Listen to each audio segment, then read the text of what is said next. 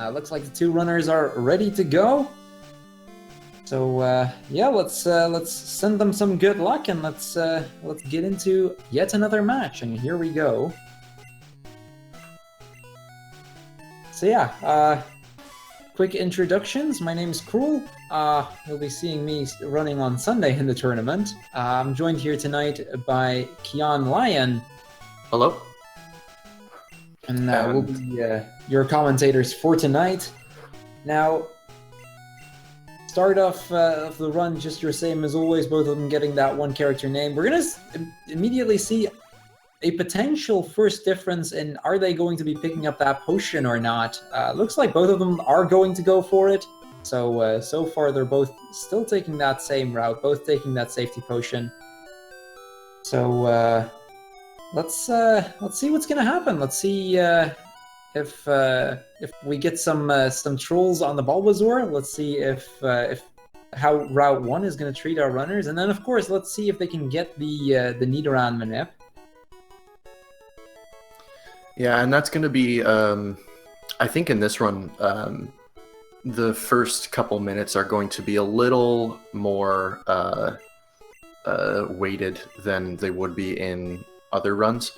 Snorms, of course, being the veteran that he is, he's gotten this down to a science, and RealRazzz being a relative newcomer, and I think his PB is something like 210, 211, something like that. So we'll see, I guess, how he does. Yeah, and of course we've got Snorms. I mean, he's got a 154 at this point, currently 19th on the leaderboard, so, you know, that already says a lot in and of itself.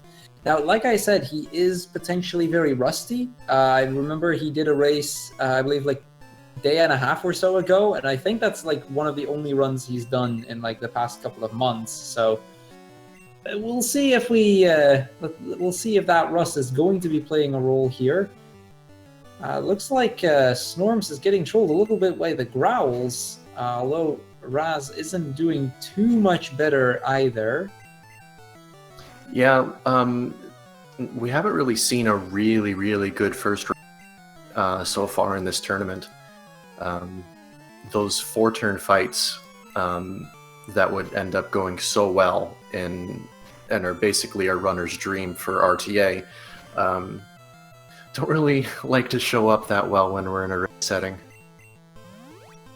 We've got RealRazzz being the first to finish it off. Snorms going for that safety potion, actually needing it on this fight. I mean, if he would have been outsped and got the tackle, then it would have killed off the Squirtle. So, you know, fair safety on Snorms' end here.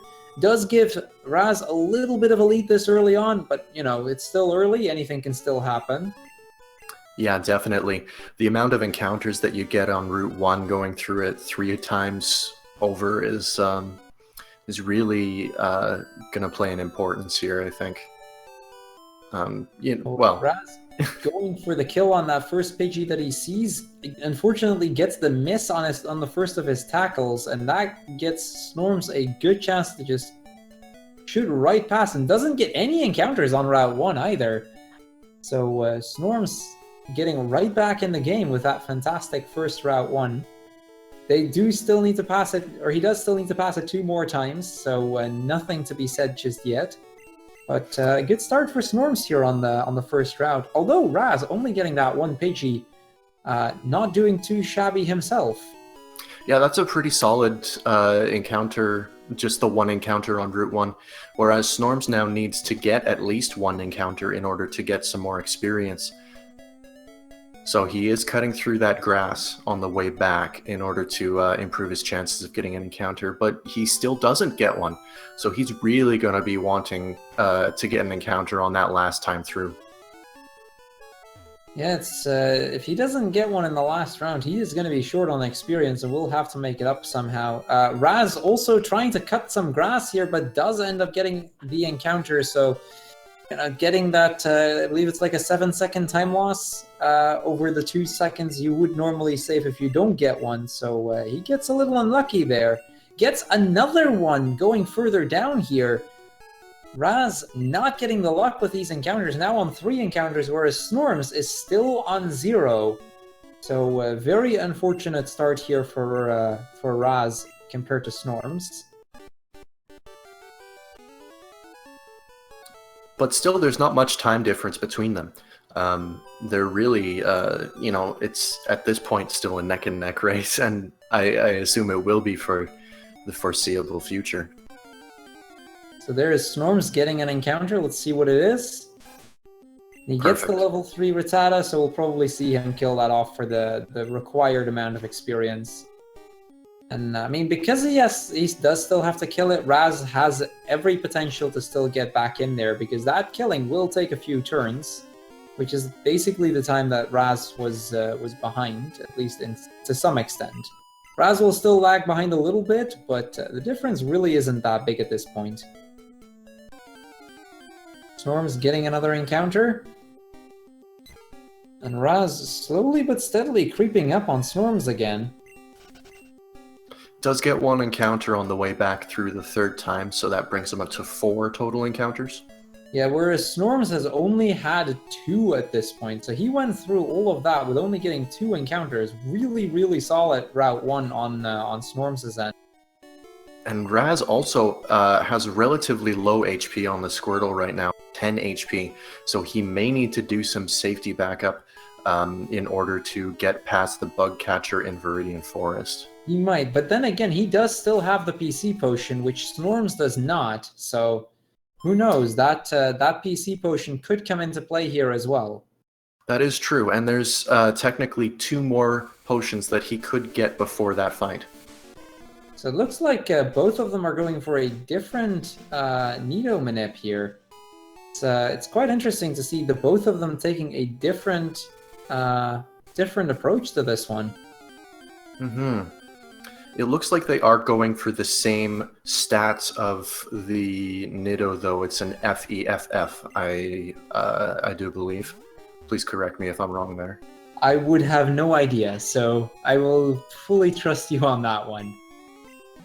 But it looks like no execution errors on Snorms' part. Let's see how Razz does.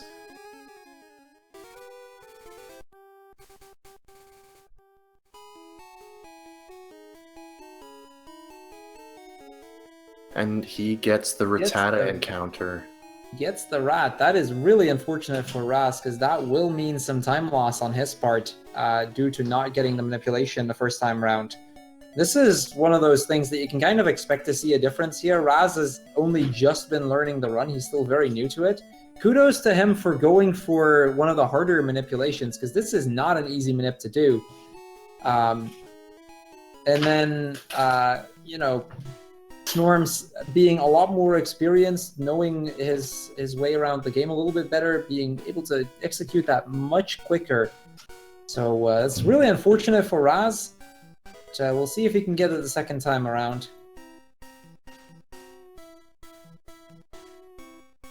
It looks like he is getting...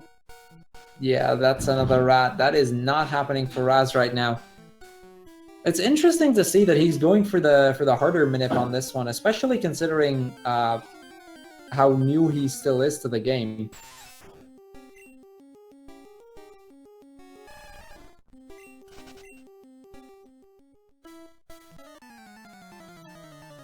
I mentioned before the race as well that he was a little bit nervous for going for this one, so... Well, let's see. 3rd try is the charm. I'm sorry, my internet cut out there for a second.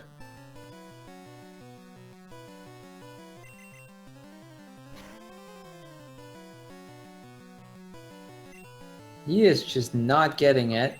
This is really unfortunate for Razz in that he is just not getting the manipulation right now. He's probably at this point hoping for a random Nidoran so that he at least has something to go with. But yeah, it looks like he is going to just try to go for a Nidoran male and just hoping for the best. This is really unfortunate for him. I know he has been practicing this, but he just hasn't succeeded, or he isn't super consistent at this just yet. And it's totally understandable. Being in a race environment like this the first time through, it really puts a lot more pressure on you, and that pressure definitely can become a factor when you're trying to perform these quote-unquote frame-perfect manips. Yeah, and I mean, he might still be very new to this, but he does at least know the route, so he, even though this is going to hinder him a lot, and the stats might come into play a little bit more here, we'll probably still be able to see him pull off a half-decent run, even with a non-manip Nidoran, assuming he can actually find one, because he is really struggling actually to get it. Now, there is some desum strats that you could use in this case, but it's very, very complicated graph and lots of charts. And considering he's been probably focusing on learning that manipulation, had probably never actually needed to use it up to this point. Which probably makes it so that he wouldn't even have considered learning this to begin with. And he is also just not getting lucky on these random encounters. He is not getting the Nidoran right now, and this is becoming a really big issue because Snorm is just getting a massive lead up to this point. And this will be really difficult for RealRazzz to catch up if he can't get it here. So speaking of Snorms, he is taking the save before Brock. And, you know, it's relatively safe to do that, but most people will.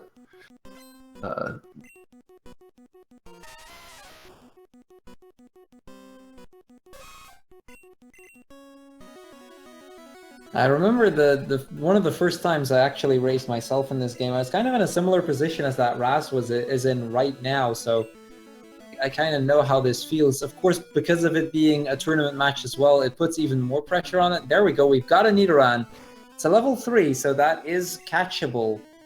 See if he goes for it. Yep, looks like he is going to catch the Nidoran, and that looks like he's finally going to be able to move on. That still means that he's going to need to keep an eye on those stats. Not sure if he's ever run with the non-manip stats, but that could come into play here.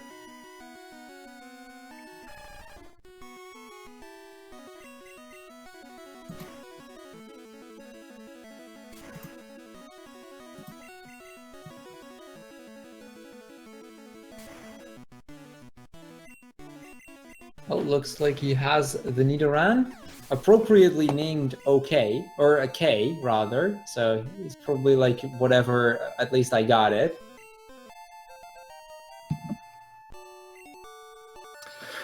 And he's finally able to move on, which is, as Snorms takes a 12:53 Brock, something like that.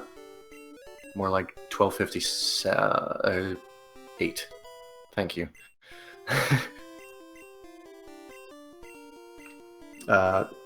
Yeah, sorry, my internet is cutting in and out. I'll do what I can. Yeah, no worries, it happens.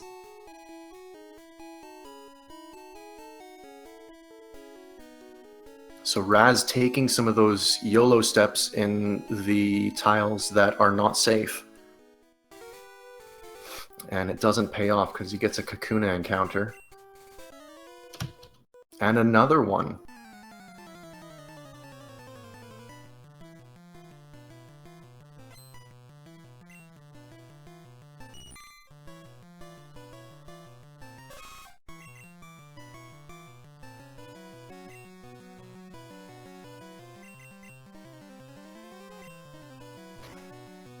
Yeah, it seems like that that failed Nino manip really really flustered RealRazzz there, because he's starting to show a little bit of sweat here, I think. Yeah, and understandable as well. I mean, this is a very rough position for him to be in right now. I mean, with his relative inexperience with the run, combined with the fact that he has just lost so much time on just trying to get a Nidoran there, it sets you back a lot, and he probably is very well aware of how much it'll have set him back. He's very much still going to try to go for it, and, you know, shoutouts to him for giving it his all, at least. Yeah, but good on you. It is a rough position to be in.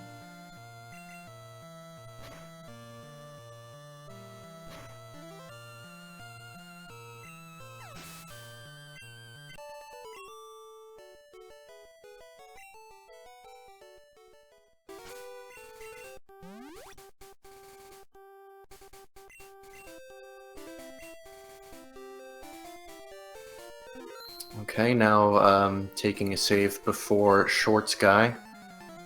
I hate Shorts Guy. I really hate Shorts Guy.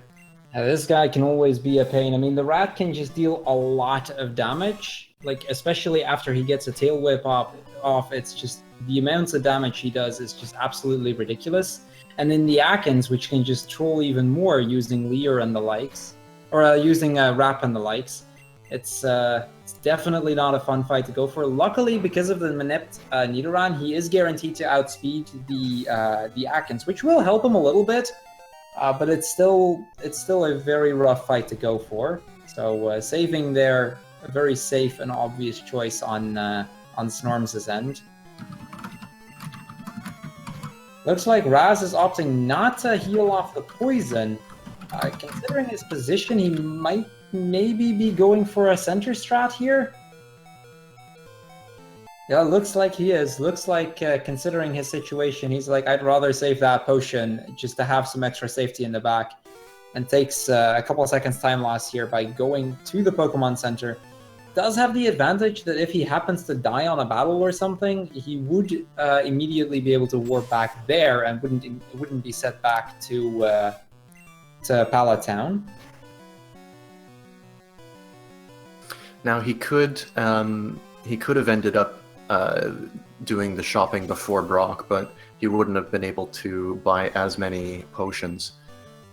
As well, I think he used that antidote a little early and didn't have that antidote available to get rid of his poison, so...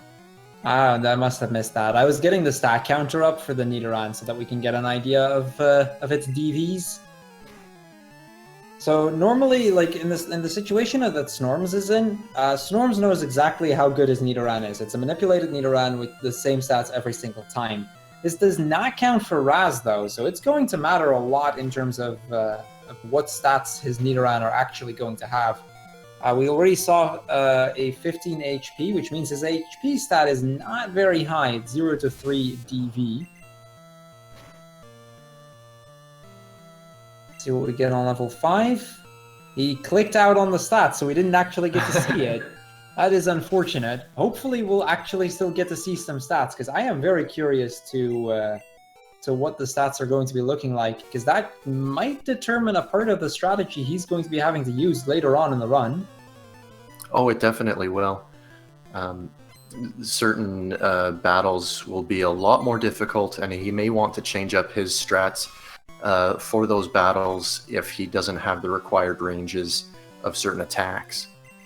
Ooh, the Squirtle barely living on the critical there. I'm going to use that last potion, heal up the Squirtle, definitely taking the safe strat there. Onyx goes for the bite, so at this point he's basically won. He accidentally throws a Pokeball. Now that is not how you play this game, Raz. We are no thieves. But he does go for the YOLO bubble, and it pays off. Funny enough, he skipped his level 8 stats here as well. Because of his inexperience, he probably does not at this point realize that these stats actually matter a lot further down the line. Well, at any rate, we should be able to get a clear picture of them along Route 3, as he is going to be starting there. Snorm's now catching his flyer for the run. Let's see. Oh, he skips that patch of grass. He's going to the next one. Go past it seems. He goes for the patch of grass here. An interesting choice from Snorms, but understandable, I suppose. I mean, he's going to have to take additional steps anyway. He might as well make them here. Did Raz just skip the shopping? He did. He has 0 potions right now.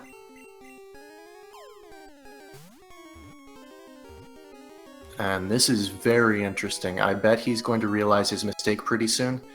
Probably immediately after this fight. Probably either immediately after this one or at the start of the next trainer. At some point, he's going to realize that he forgot to get those potions. And it's understandable that he would forget.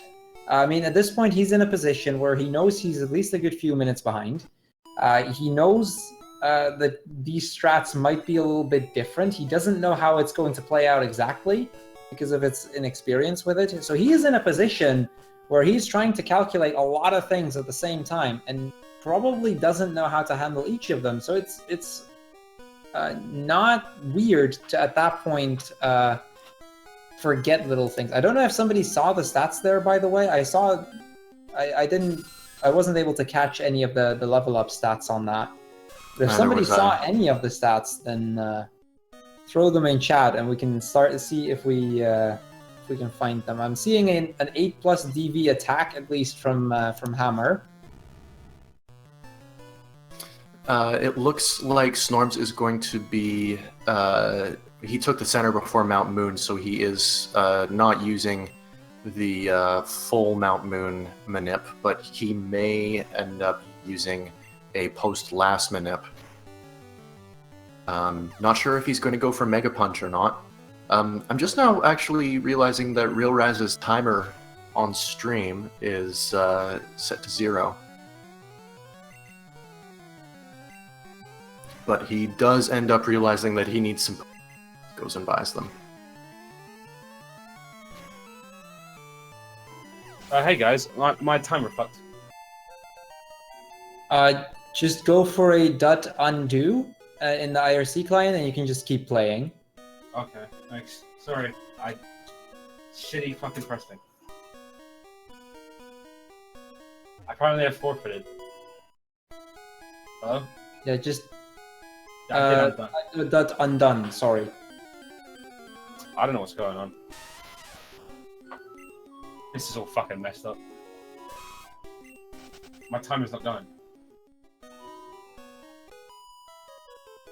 Yeah, you don't have to worry about the timer itself. Just in the IRC, that's what it'll be timed on. So the fact that my timer fucked up doesn't matter. No, don't worry about that. Okay, I just don't want to. Okay, I'm sorry. I want to leave. I'm gonna save myself the cringe. And it's things like that that can really shake you up if you accidentally hit the split button or hit the reset button. Or even just the program messing up or crashing can really throw you for a loop. Yeah, I mean, if you're already somewhat tilted on the fact that, you know, your run is going really, really poorly and you're in a position where you don't really know what to do, and then something like that happens as well, it makes it a really, really rough position to be in. And it's very understandable from Raz that he's going to have to try and play around everything that's happening. He is now probably actually realizing he's still not bought any potions. He used the center. We'll see if that will come into play later. I think he's trying to salvage it using the Squirtle here, but that might not work out all too well either.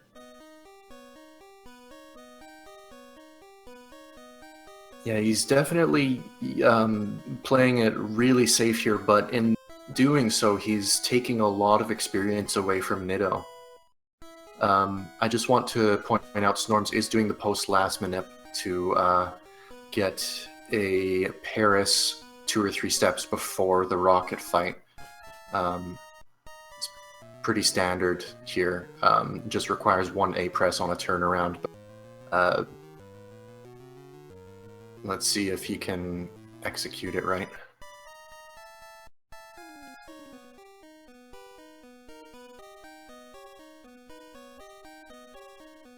So he gets crit by the Ekans, does get his horn attack off, is enough to kill the Ekans, so at least he'll be past Short Sky. Pretty much a clutch victory at that, but it still doesn't take away from the fact that it is not the position for him to be in right now. Not at all, and he's probably feeling that pressure. And again, going back to the Poké Center instead of doing the sensible thing and buying some potions. But I do want to mention real quick though, Snorms on the other hand, in the meantime, having gotten his manipulation, got the Paris, so Snorms is definitely showing some skill on his end. I mean, we've been focusing on Raz quite a lot here, but in the meantime, Snorms is just breezing through Mount Moon, getting all that stuff out of the way. definitely showing some skill right here. And he's got a great pace going through Mount Moon. He's probably going to have something like a 28 exit, I would guess. 27, 28. 27, 28 exit, which is a really solid time to leave Mount Moon here. Especially on being quote-unquote rusty. Gets the supersonic from the Zubat though, hits himself in confusion, breaks out of the supersonic, gets that final kill on the Zubat. So the rocket is done for Snorms, and he's going to be moving on to the Super Nerd. And with that, the last fight until he's going to get out of Mount Moon and moving on towards Nugget Bridge.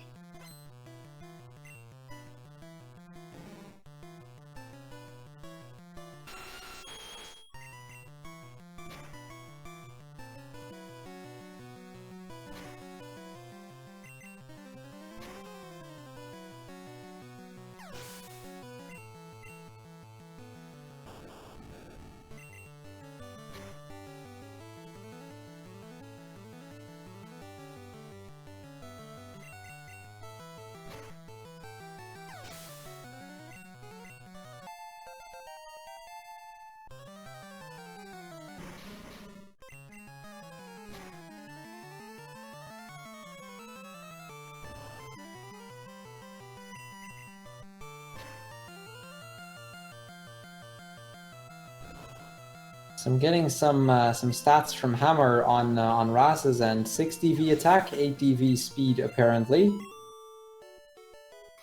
So that is not very good compared to Snorms having a 15, 14, 15, 15.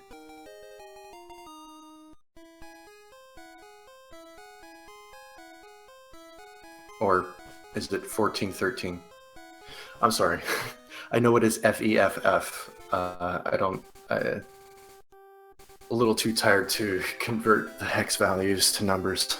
Sorry. So yeah, we got Snorms getting a low 27 exit here, basically making his way towards Cerulean City. He's gonna take a quick center there, heal up his pokes real quick, as well as set a war point for later. Razz now finishing off the last trainer before Mount Moon. So he's going to probably be taking the center, catching himself a flyer, and then moving on to Mount Moon shortly.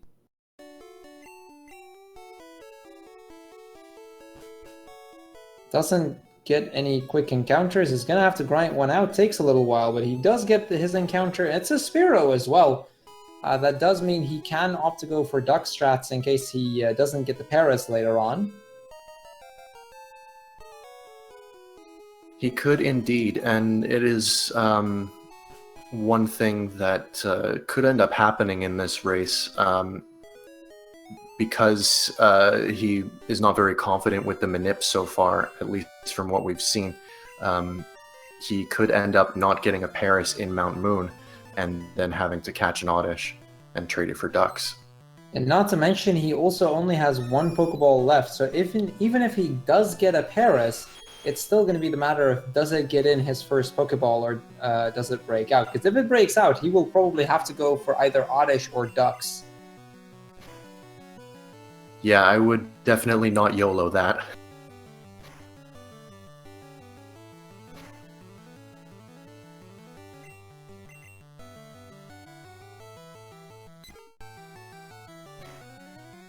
So he's going to start his adventure through Mount Moon right here. Is going to pick up Water Gun. Sensible play considering his strats. Probably remembering some notes from, back before the Manip was a thing and knowing that is a potential strat. We might just see him opt and completely forgo on manipulating to begin with and just going for the old-fashioned strats of killing the Hiker with Water Gun. We might also not. We'll see soon enough. The old Exarian strats that were on speedrun.com for beginners that did not involve Manips ended up using Water Gun Hiker strats, and then it ends up that you have a little more experience for Nugget Bridge. But then you also, because you have Water Gun, you end up taking the bottom Hiker instead of the top Hiker after Nugget Bridge in order to compensate a little bit.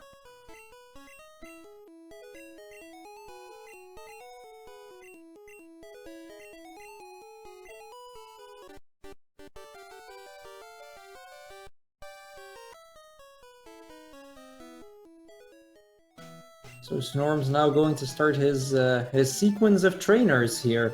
He's going to be killing a whole bunch of them. He can get some useful criticals here and there, potentially saving him some time. Other than that, it's a fairly straightforward walk here. Whereas Raz, pretty much, you know, having to force himself through Mount Moon, depending on which strat he opts to go for, can go either way. But other than the strat he's going to be taking, also not a particularly interesting segment to go for. Does pick up the rare candy and is probably going to be picking up his escape rope soon enough as well. So at least he has those items out of the way. And we'll see if he goes for a post-last manip, which may be a thing, because it is there is a pretty easy version of that manip that could end up going for him.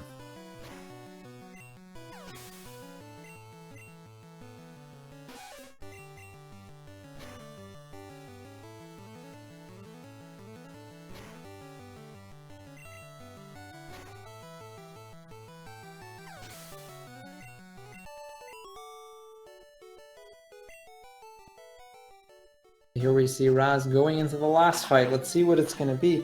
Let's also this is going to be interesting because we could potentially see some trouble on missing out on experience earlier. Earlier he lost some experience towards the Squirtle. I don't think it's going to come into play. I don't think he's missed enough for it. But we'll see soon enough as well if he's going to still get the level he needs in order to get to the Nidorino after this fight.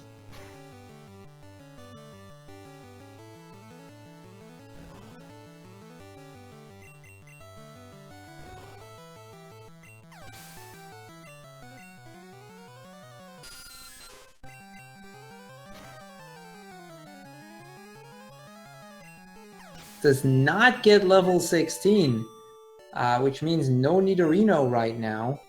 That is going to come into play. Looks like he's not going to go for a Moon Manip. Pretty much what we expected. He's probably thinking of going for the Hiker.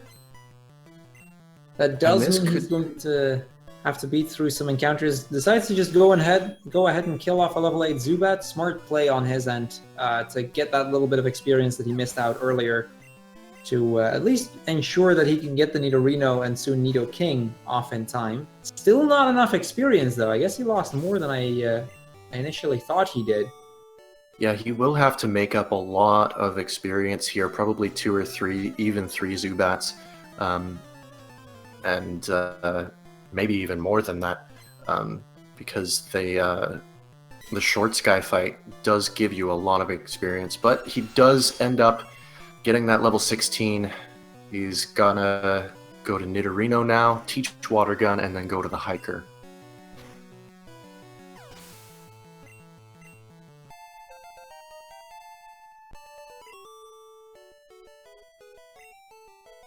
So there we see Water Gun making, I believe, its first appearance this tournament. I don't think we've seen Water Gun so far, have we? That's right. This is the first time we've seen the Water Gun Hiker strat so far. But it is still very early in this tournament. We could see some people using these relatively older strats, but they can be considered safer a little bit as well. Yeah, I mean, considering the position he is in, it's a sensible play to go for it. I mean, he knows that he's behind on a lot of fields. This fight is going to completely solve his experience issue that he had earlier.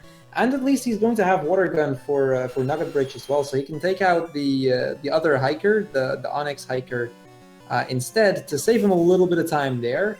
So all in all, considering his position, it's a sensible strat to go for. And it's probably a good thing for him that he actually does know this strategy and knows how to use this as a backup strat here. Because you see with a lot of the new. Go ahead. Go ahead. Okay. Okay. You first. Okay, so Snorms has just cleared Nugget Bridge to battle this top hiker. And now there is a little bit of an option here. He could take the Ether, which is just above top hiker, or he could take the Elixir, which is by the last, but you should probably not take both in order to keep your item management routine in a good shape. So yeah, RealRazzz first and foremost getting his Paris, which means he's good in terms of his cut slave as well. He's got that out of the way. What I wanted to mention real quick is what you see a lot with the very new runners like Raz, and this is what kind of sets him apart in this part as well, is that he did decide beforehand to look into some backup strats from the old route before manipulation was a thing. I think in that sense, he made a very smart decision somewhere way back when he was learning this to also make sure he could do backups in case he would need to. Even though his relative unexperience with the game, and even though he's been learning this very recently, that little bit of knowledge of backup strats could help him at least finish the run here. So I think it's a neat little thing, neat little decision that he made.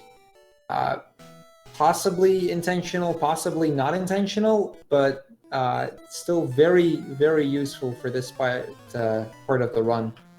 And it's definitely always good to have a backup so you freeze up if something goes wrong. And I think as a new runner, it was quite important to have, just in general, not even just contained to Pokemon speedrunning. But it's always good to have backup so you don't just freeze up when something goes wrong.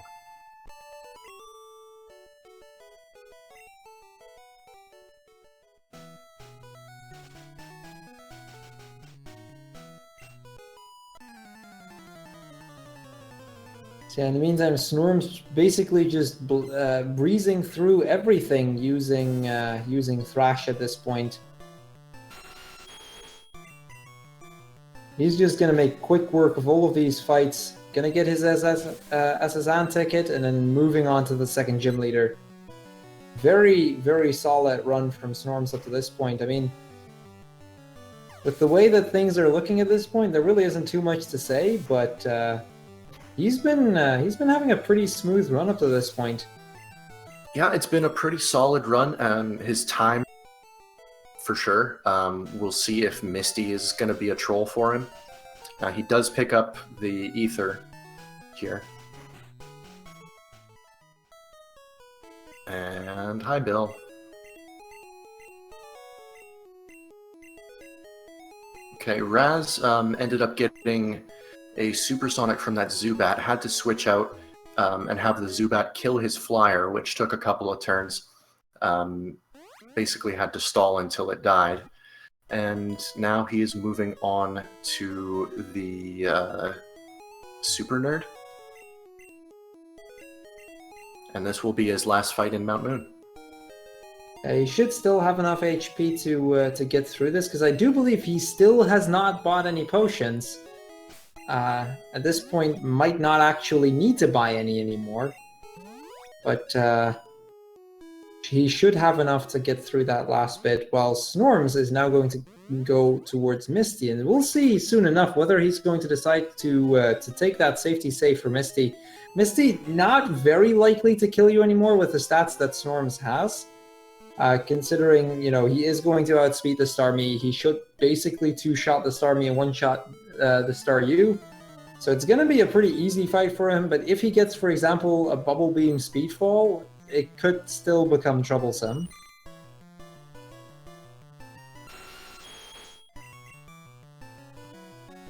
Yeah, there's so many points in this run where you can just get bad RNG or miss an input and it all goes downhill from there. And we've seen it many times actually in the races so far, where one thing goes wrong, one thing goes awry, and the rest of it kind of falls down after it.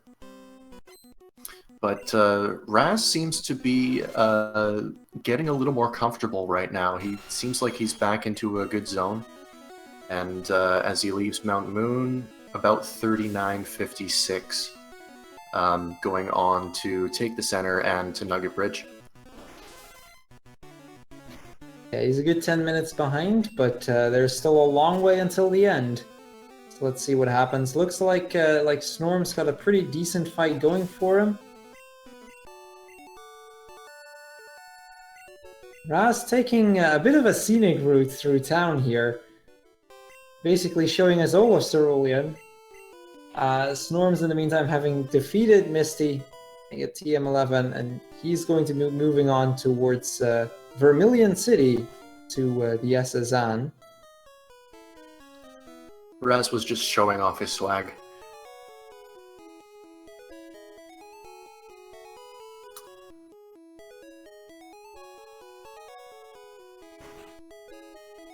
Skips over, there we go. He's getting the rare candy.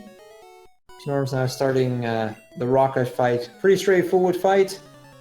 Shouldn't cause too much trouble here.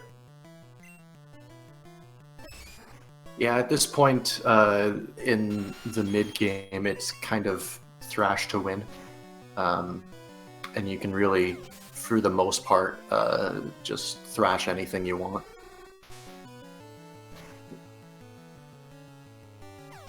Of course, there are some exceptions.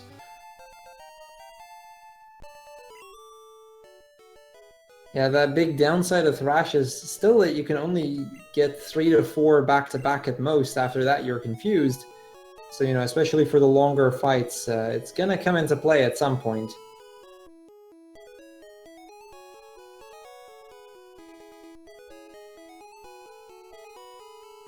Razz getting a sand attack from the Pidgeotto, does decide to stay in. So, and another sand attack. But he does get that horn attack. He may end up having to switch out just to make sure that he doesn't miss further.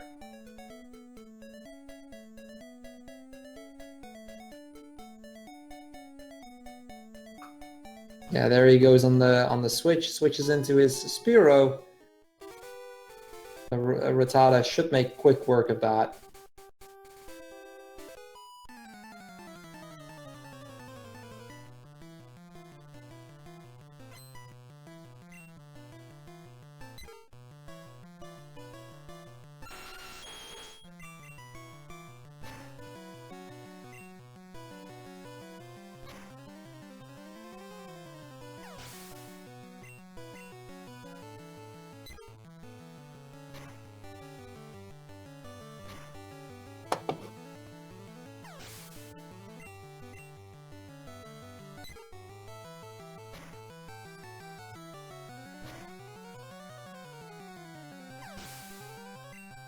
And Snorm's making quick work of these final 2 battles before coming into the city.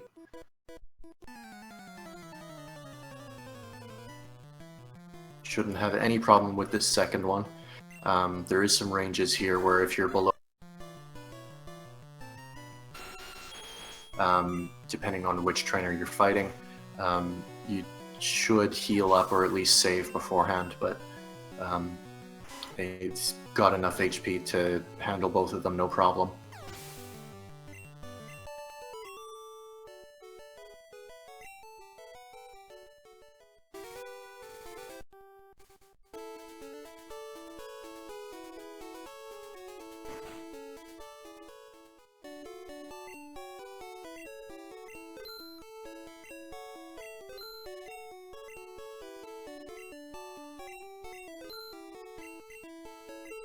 Now, he did use that antidote earlier, so he does not have the opportunity to sell it, but he is buying those 3 repels after selling TM34, that nugget.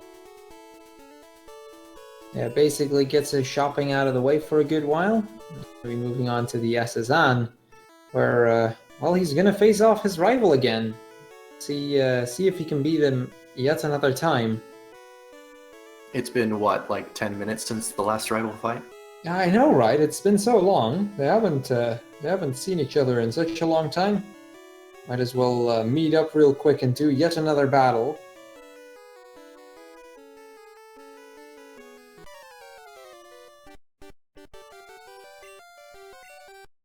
Now Razz is getting a little low on HP, so we might be seeing him walk back to town at some point to restore his health a little bit, because he is getting dangerously low.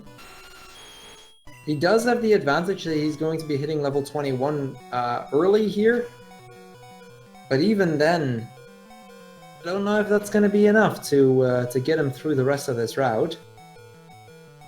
Well, after he uses those 2 rare candies, he is going to... I think at this point it'd put him up to about 25 to 30 HP. That's fair. With Thrash at hand, most of it is going to be a one-shot regardless. Plus, he doesn't have to do the top hiker this time around. Yeah, so the bottom hiker is a lot safer.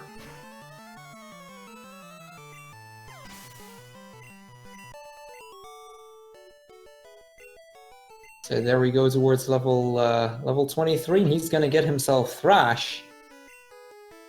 It looks like Snorms made quick work of his rival, is going to get cut now. So we have those level 23 strats there. 52, 42, 50, 44. And that shows that it is really not that good of a Nitto. But it's usable, I think.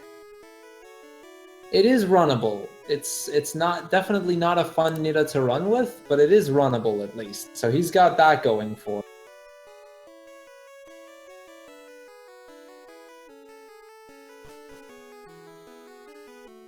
Now, one thing we might still be seeing on Snorms' end, I don't know if Snorms is going to go for it, but we're going to quickly be coming up on our next gym here. And let's see if he's actually going to be using the can manip. From Snorms, I think anything is possible. I think there's been a couple whispers in the community about Snorms having secret strats. So I think a lot of people are just in chat right now that are trying to see if they can sneak a peek at any of them. This may be one of them that we can see.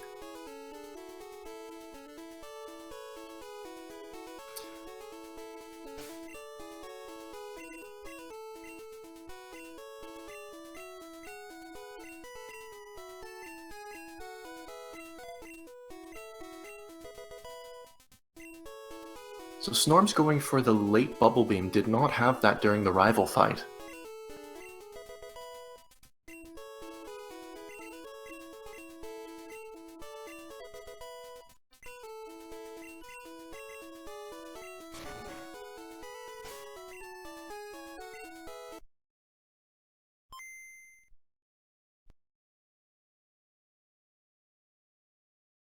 And it looks like he is going for that can manip.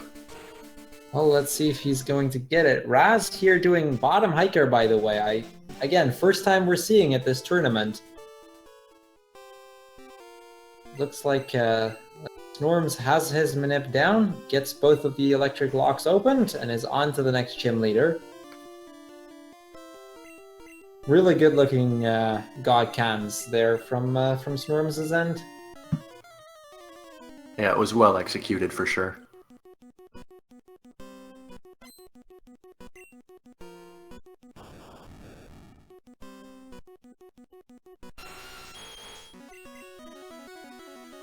Going to immediately go for the Thrash here.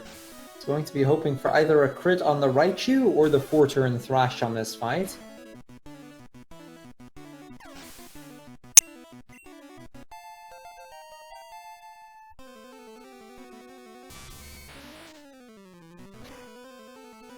Gets the crit on the Raichu, makes that a very smooth Lieutenant Surge fight. Very nice. 49-25 Surge finish, which is, I think, the fastest we've seen so far in this tournament. I do believe so. I mean, this is a really, really solid pace for him to be on. No matter how you look at it, anything sub 50 sub 50 Surge here is just, it's a good time. Soon enough, how it's going to be going for the second half of the run, but his first half was definitely a smooth way so far. Strange to think that we're already about halfway through this run. There's still so much more to go.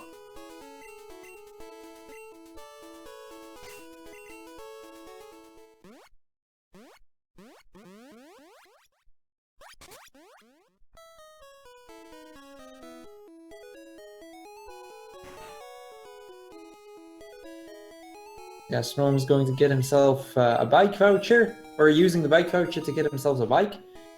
And, well, it's on towards Rock Tunnel.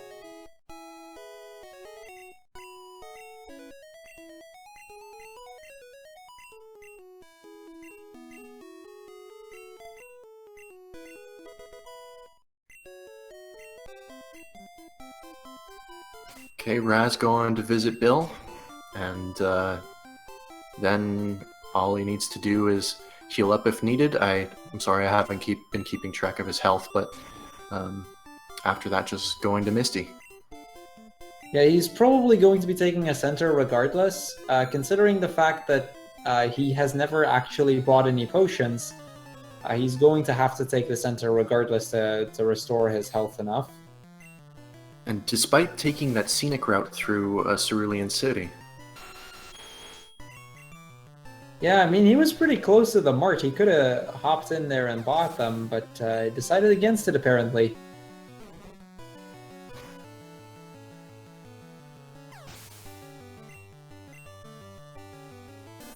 So Snorms is facing off against 4-turn Thrash Girl right now.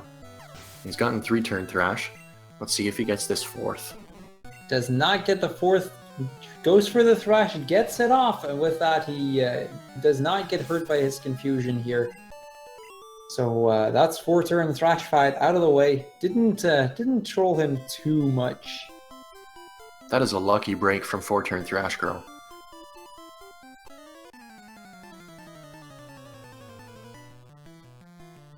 Okay, now we see Raz coming up to the junior trainer.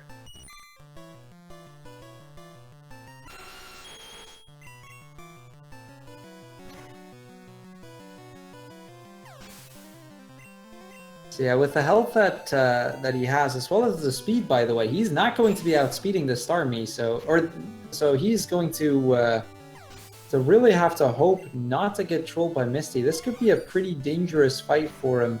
Does decide to go for the safety save, or at least, or for shift strats and the safety save. So he has got he's got some options in case it turns out to go poorly here. Taking every safety strat in the book for Misty. And really, from what you were talking about before, being aware that those safety strats exist and when to utilize them is really beneficial for new runners, for experienced runners, and using shift strats for sure. He knows that he doesn't have a very good Nido, so he knows that he's probably going to have to use the shift strats.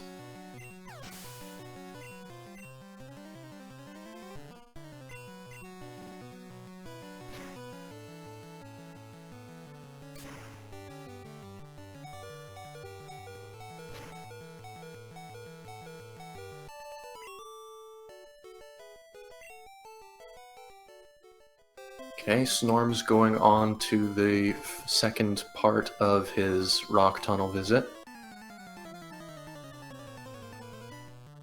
Snorms really going through that smoothly. Raz, unfortunately, getting unlucky on Misty, does not get past the Starmie first time around. Snorms in a really comfortable red bar here. Gonna go through that rock tunnel. It looks like he definitely knows his way through this place. But he is taking the safety save because he's only level 29 for this Oddish girl.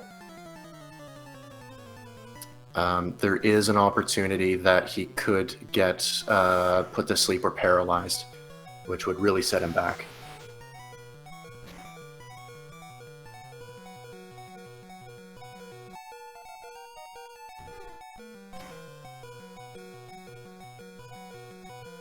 Looks like Snorm's not getting any trouble in that fight, though. Gets through that, no problem. Gonna move on through the rest of Rock Tunnel.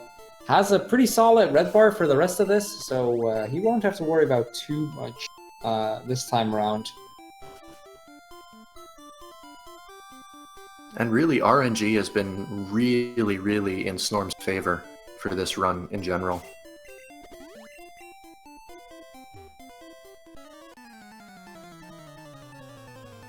Using the repel a little earlier, a few spaces away from Hiker. I probably didn't need to do it that early, but if you're in a routine, if you know what square you're going to do your repels on, then there's no problem with that. Razz getting through Misty, so he's now also done with second gym and can finally move on to Vermilion to get himself the SSN ticket as well, so that he can move on to the rest of the game. Considering the start that Razz has, and considering how unlucky he has been throughout the run pretty much, I do want to say he's starting to get into a bit of a more comfortable position. He gets another good chance to buy some potions later, because he is going to be hitting the mart soon enough for the repels anyway. So we might be seeing him buy some super potions there if he feels he needs them. Yeah, it seems like despite the start, he's gotten back into the groove. He's just focused on playing right now. He's back and relaxed, and he's just trying to do his best.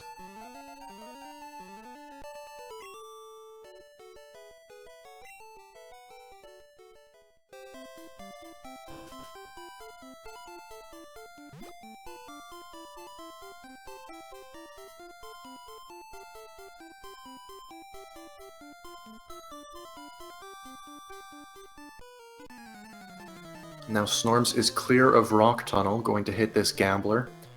And I think that's the only trainer you hit on this route before you go shopping.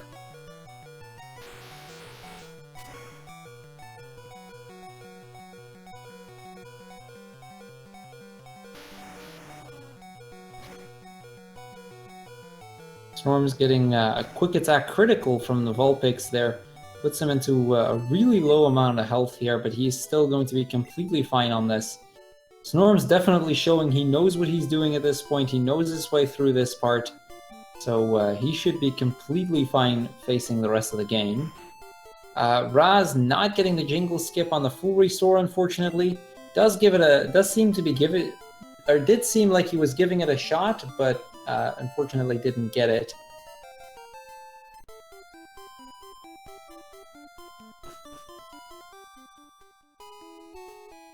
And a pretty clean pickup on that hidden elixir for Snorms. That can be sometimes really troll to try and find if you don't know the exact positioning of it. Yeah, especially when learning this, it can be really tricky to figure out where exactly you need to go in order to be able to get that item right there. I always look at the down presses on the pedal of the bike and count from there.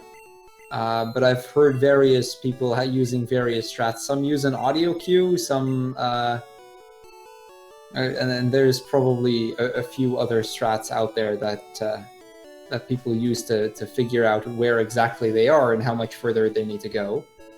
But I believe Snorms was like one tile off, so very clean pickup all in all. Mm-hmm. I personally use an audio cue. There's a specific note in the bicycle jingle that I stop moving and then go and down 2 spaces and a buffer, and that usually gives me good results. But I know some people that just, instead of looking at the game, just look at their timer for 4.5 seconds.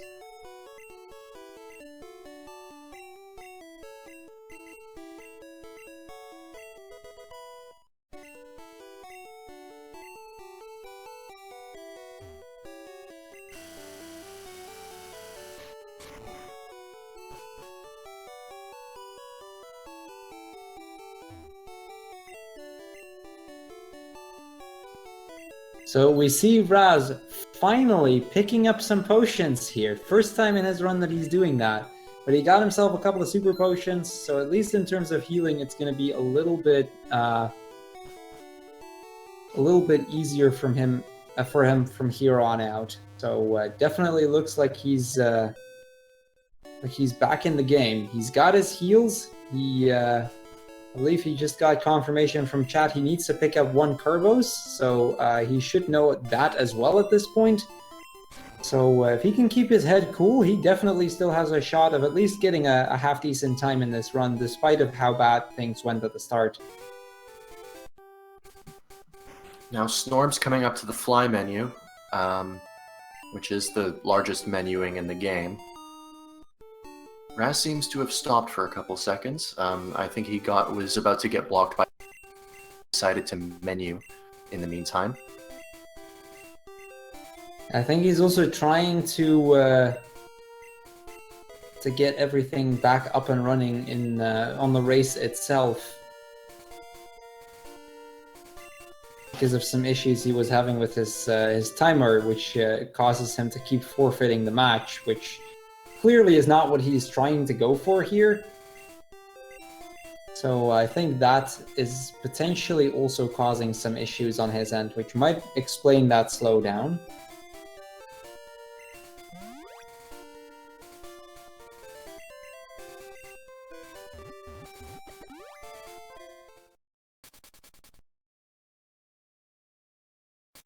So 101.24 on that screen transition.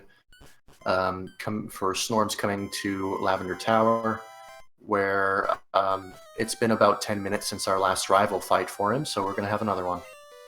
I mean, it's basically the general idea of this run, right? Every couple of minutes we just go for another rival fight, because we might as well.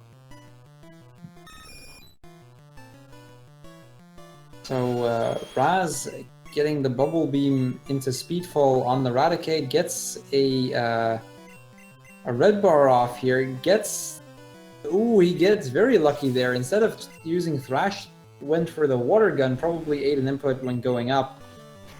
Luckily, the opponent used teleport, so he didn't have anything to worry about.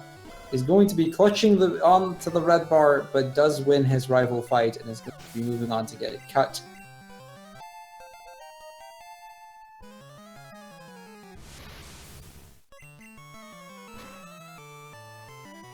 In the meantime, we see Snorms basically get rid of the rival on his end. Basically, like, they're more or less high-fiving each other during this fight, right? Razz beating the rival slightly before Snorms. Unfortunately, a different rival. Now, Razz was not feeling confident enough to keep that red bar. Did use one of those super potions that he picked up. But now got cut and is now on the way to Lieutenant Surge.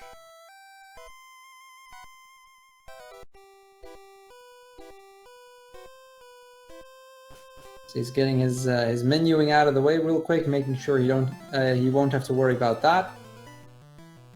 Realizes he still has to put his repels to the front, which he just did. So all in all, looking good for Razz here.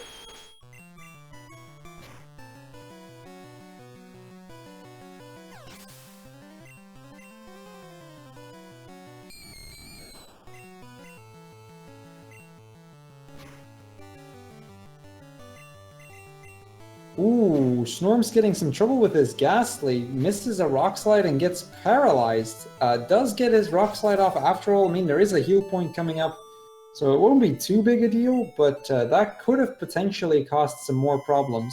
Luckily, he seems to be getting away with it fairly well here. He does have one more Channeler fight to get through, though, before he gets to that heal point. Does he? I thought he was done with... No, you're right. You're right. I'm wrong. I'm done. So yeah, there we go. There is the paralysis healed for Snorms.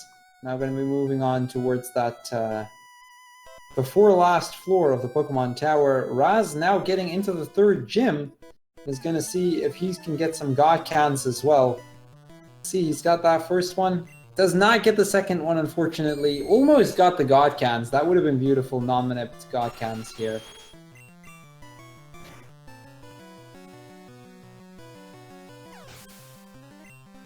Going for a second try on those cans, and does not get it. He's getting a lot of just trash there, which is really unfortunate for Razz. He does seem to be knowing his way around the cans, at least. He does seem to know which ones he does actually have to check. Yeah, but now we're really seeing the importance of being able to do these manips. Yeah, one option. Yeah, one option he could go for still is that if he does end up finding the first one, just save, and if it's not the second one, just reset it there. A little bit slower than manipulating, but the difference isn't too big.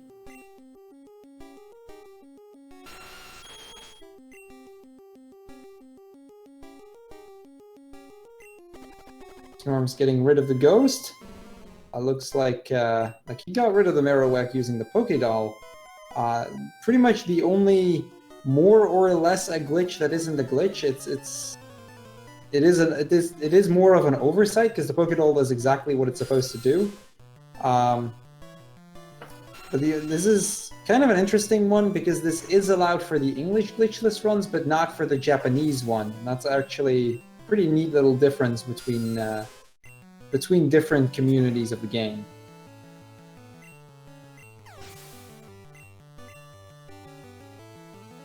Yeah, the English speedrunning, I guess we classify it as a feature instead of a glitch.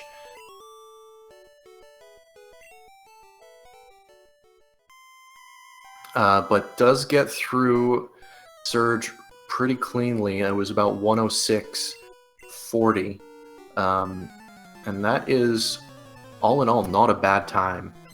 Now, considering how new he is to the run, and considering he's only just learned this, being about like 15, 16 minutes behind a runner like Snorms, who is incredibly experienced with this game, is still very respectable.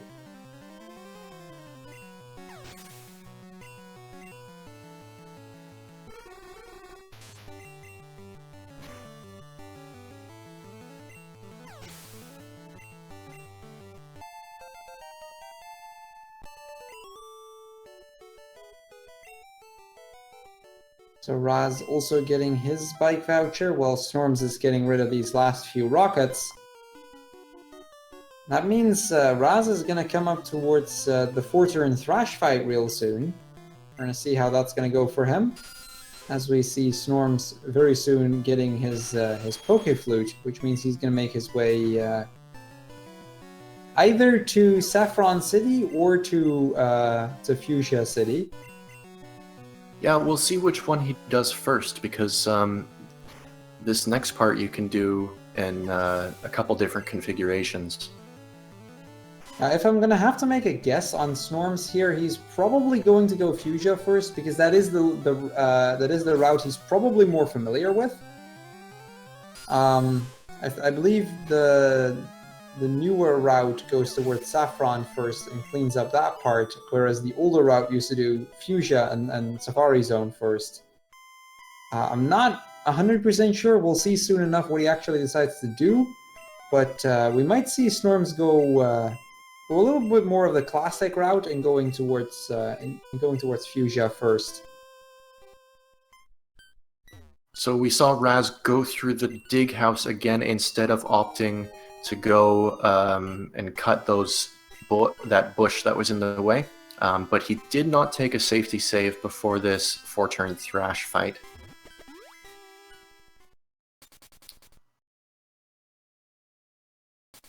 Now, to be fair, Raz does have a lot of health, so even if he does end up getting the confusion, he's probably still going to be fine.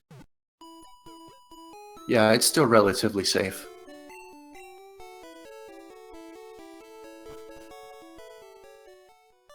Snorms getting on his bike. Looks like he is indeed going towards Fuchsia and towards the Safari Zone first. So taking a bit more of a classic route here. Makes a lot of sense from a runner like Snorms to take a route like this first and foremost. It is what he's probably learned back in the day. It's probably what he's a lot more comfortable with. So a sensible play on his end.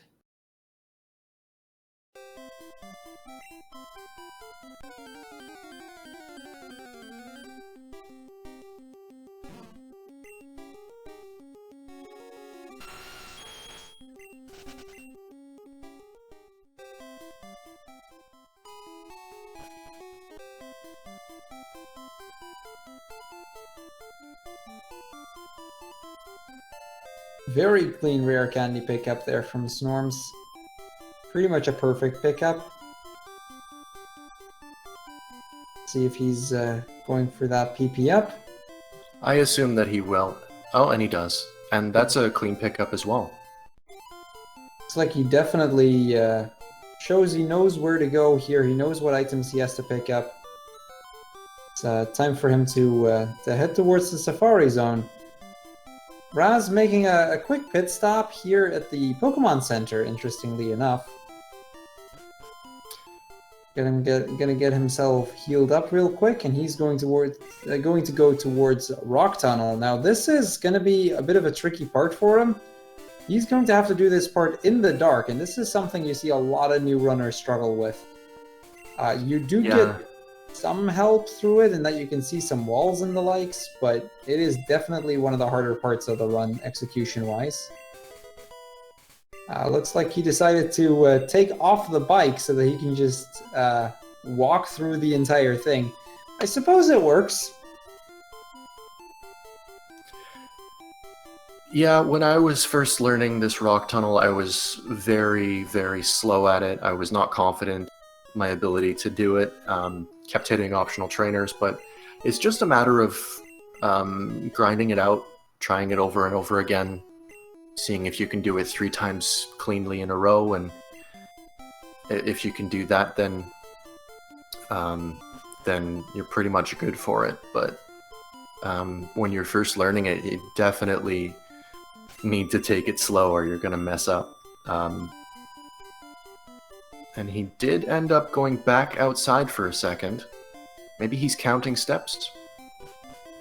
He might be. It wouldn't surprise me if he is just counting his steps. Just, you know, slowly but steadily making his way through this cave. You can definitely tell that he isn't very comfortable with this place. So he's just gonna take it slow, make sure he gets through it safely. It might not be fast, but it still gets him through at least.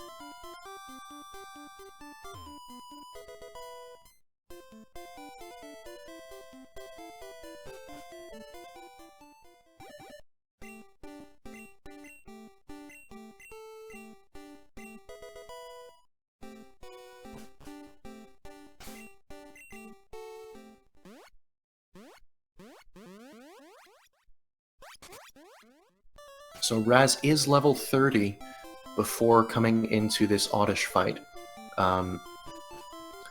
which is most likely thanks to the water gun and hiker strats, which makes this fight a little more safe. Yeah, with the level 30, the Oddish is a lot more likely to die. He gets the crit on the Oddish anyway, so it wouldn't have mattered regardless, but definitely helps him get through this fight just a little bit easier.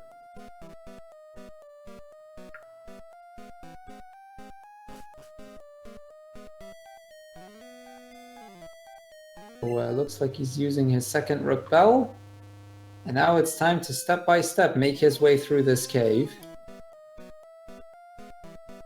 He is definitely taking this one step at a time, but he definitely does seem to know what he's doing at least. Like, it might not be very fast, but he will get there. Snorms going to go for this hiker. He's going to be getting Earthquake and a rare candy really, really soon. See how that fight is going to go for him.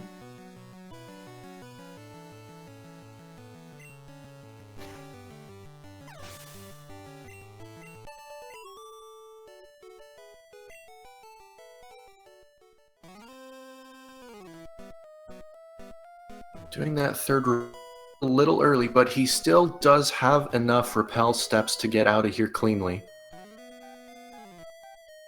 With that additional bit of movement, it might become troublesome though. Oh, you're right. It looks like he wasn't confident, decided to take the stairs back so that he can just go for it again. Not sure where he's going right now, though. In chat, he's saying he got a little lost, which, you know, is understandable. It's pretty dark in there. Yeah, but it does mean he's now going to get into an additional trainer fight.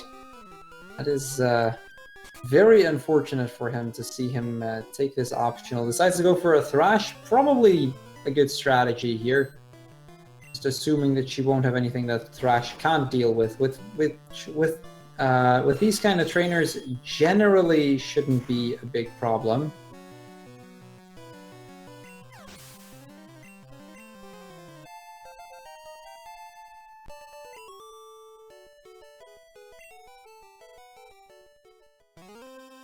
But he does get his repel running out here, which means he's going to have to do the last part without the repel. It's definitely going to cost him a couple seconds at least. Yeah, in my experience, like the encounter rate in this place doesn't necessarily have to be that high. It's fairly doable, but you know, every encounter is just so many additional seconds you just lose out. So just a matter of time right now. He will be getting through though. He is still very much in a position where he's making good progress, getting closer and closer to the end, so he is getting there. So if he just keeps it up, he can still very much get this done. So Snorms going into his regularly scheduled rival fight. I mean, it has been about like 10 more minutes, right? Yeah. So this time it's a little higher level, and there's nothing really too much to worry about. He is using a straight horn drill strategy instead of using a thunderbolt on that Gyarados. Well, he's going for the Earthquake here on the Growlithe. And I'll expect we'll see another Earthquake for the Alakazam soon. So, looking like 3 Horn Drills and 2 Earthquakes, which should mean he'll have enough left for later on.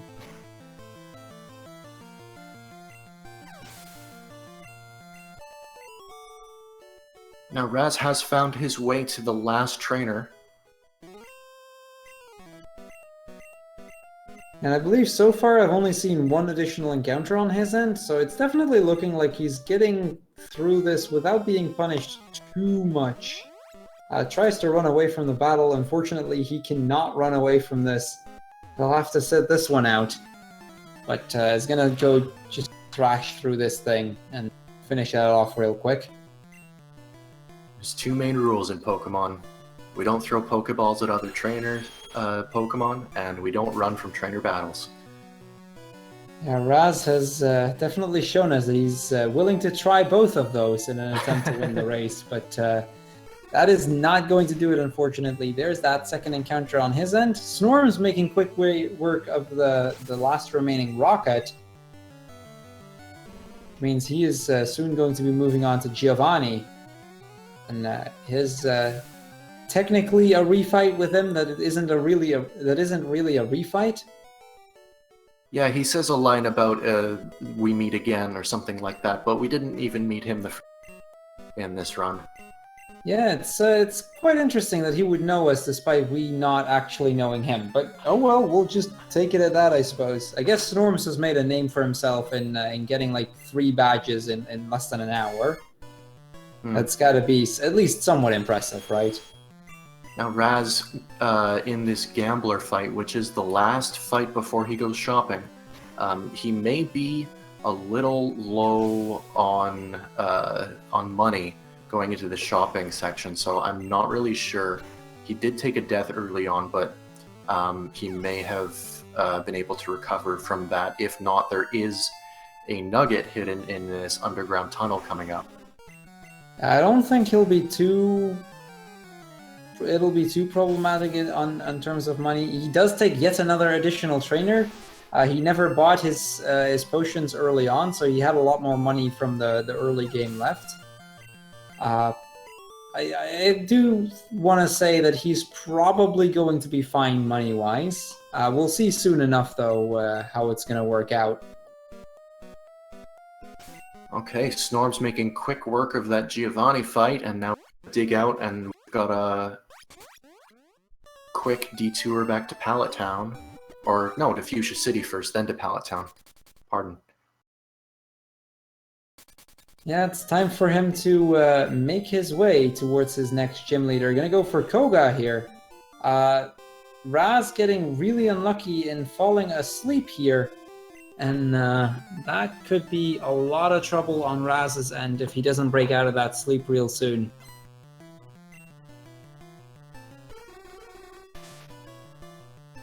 There he gets breaking out of it, and we see him thrash on, gets rid of the Poliwhirl.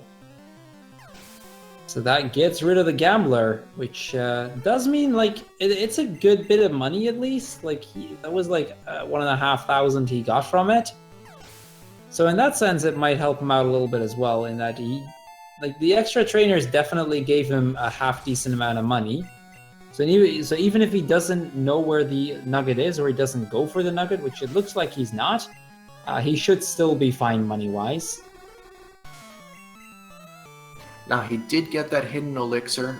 He was, as well, a little less confident, so he took his time, buffered every A-press where he thought it might be. And that's perfectly okay. It only really costs you a couple seconds. But now he is going into his shopping. And he's got a lot of shopping to do, so let's see. It's like he's taking an additional super potion considering his position. Makes a lot of sense that he would.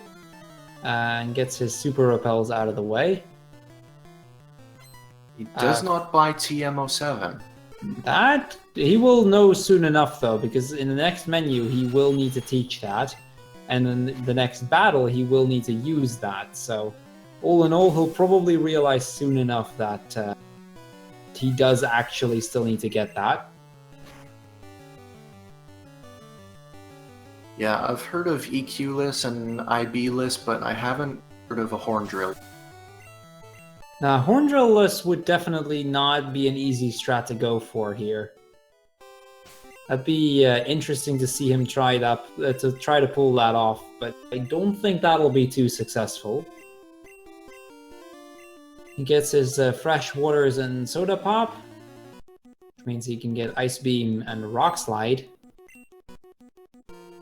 So Snorms is in a good position here to get killed by Wheezing, which is actually what we want to do. For anybody unfamiliar, we do take an intentional death to this Wheezing here, which does end up us winning the battle, but also puts us into an intentional red bar coming up to the next 3 gym battles.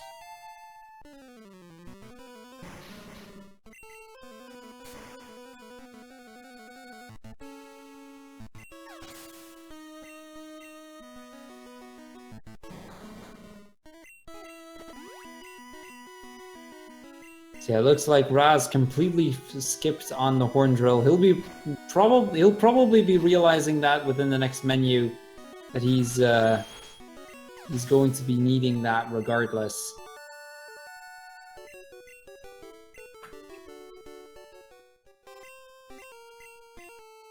And Snorms Koga was 123.49, which is quite good. Especially in a tournament setting.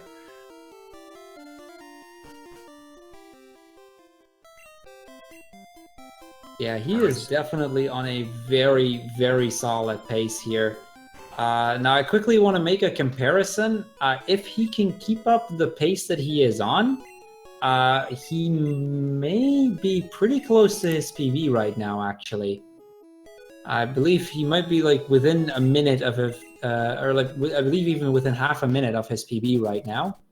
So we might potentially, if he can keep it up, if he can keep his head cool, and if he can, if he can keep his head in the game here, we might be seeing something happening still on Snorms' end. I'm not gonna say it happens. I'm still unlikely, but I would not completely rule that out, considering the current circumstances. But with that being said, it could have an opposite effect on it.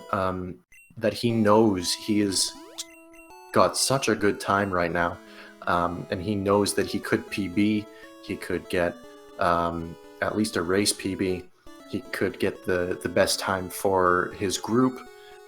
It may put a little bit more pressure on him, may get his heart beating a little bit faster, which could make him prone to a little more mistake making in the final half hour of this run.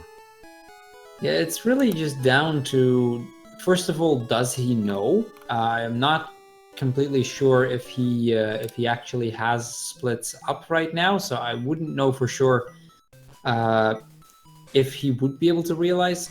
That said, Snorms has a very, very solid race PB as well, which doesn't make this a lot easier as well. I believe he has a like a 154 or 155 as a race PB, so he's had some very solid race times regardless. It's pretty close to his actual PB. So in that sense, it's gonna be like, first of all, does he know? And if he does realize that he is very close to it, will it actually influence his play? It may not. We'll end up seeing soon enough. Now, Raz did end up realizing that he needed Horn Drill, went back for it, only lost about a minute doing that additional shopping, but he is back on track, going to this Lavender Tower rival fight.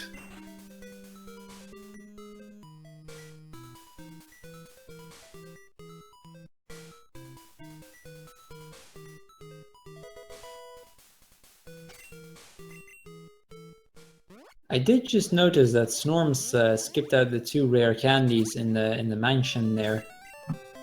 Yes, he did. And I've actually been seeing a lot.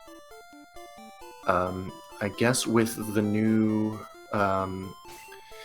there is a new Ixarian guide that just came out probably about 5 days before this tournament started, that ended up having no mention of either of those rare candies. I don't know if that is consistent with the strats that Snorms has been using, but I saw Flutes skip both of those candies, and we saw Elminster skip both of those candies as well. Yeah, it's still gonna see. We're still gonna see if that's gonna potentially hurt or help Snorms further down the line. He should be fine regardless, but especially with the stats that he has. But it's going to be interesting to see him pull that off as well. I am being corrected by Mr. Elminster himself that he did not skip those candies. My apologies, sir.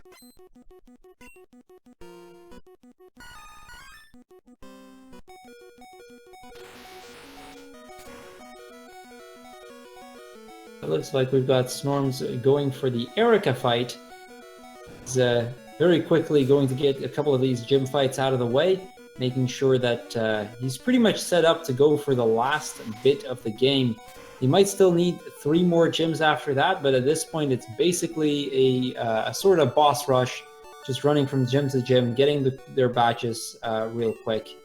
And then after that, it's well, basically time to move on towards the Elite Four. So Snorms fairly quickly making his way towards the end. Raz getting pretty close to picking up that Pokédex. It looks like he might not have a rappel up right now, which would explain the ghost showing up here. May have just forgotten to get it, or just isn't using a rappel altogether. He may have lost his rappel from having to go back and do that extra shopping after the fly menu. Ooh, that could explain it, yeah. That would explain it. He's also skipping out on the hidden elixir here. That could potentially hurt him as well further down the line, in potentially being short a PP item if he does not realize that in time. Now, there is other places in this run where you can get hidden PP items, but that elixir is really the best thing that could be gotten, and it doesn't waste that much time. I think it's about 2 seconds slower than getting, say, one of the other items along the way. There is a max ether in Victory Road, and I know there's a couple others. Can't remember them off the top of my head. Yeah, there is still definitely some he can pick up along the line, but the question is going to be, is he going to realize that he does still need to pick that up at some point? Because if he doesn't, then he might find out like just before Lance or something, and that would potentially be a major issue later on. This is an item that I will admit I have forgotten when I was still very new to this game as well, and I think many runners have at some point. But it is a very painful item to lose if he doesn't realize it in time.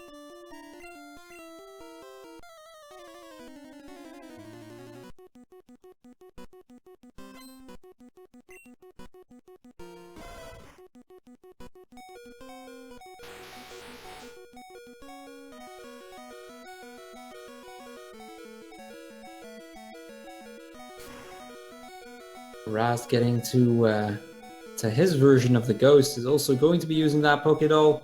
With that, he can move on to the upper floors the upper floor of the Pokemon Tower. So he's soon going to be getting himself the Pokéflute as well. We'll see if he's going to take the same route that Snorms used, or instead is going to be deciding to opt to go for Saffron first.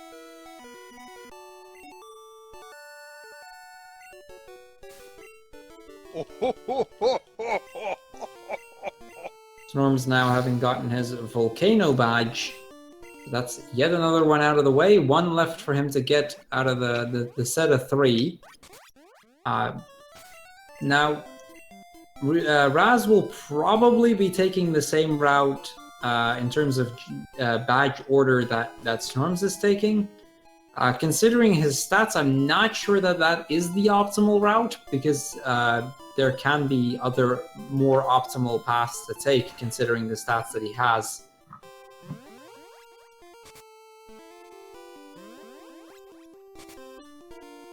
But regardless, Snorms now pretty much coming up to Sabrina, and after that is going to move on to the last gym. After which there is basically just a rival fight, Victory Road, the E4, and then yet another rival fight left, because, you know, we love the rival.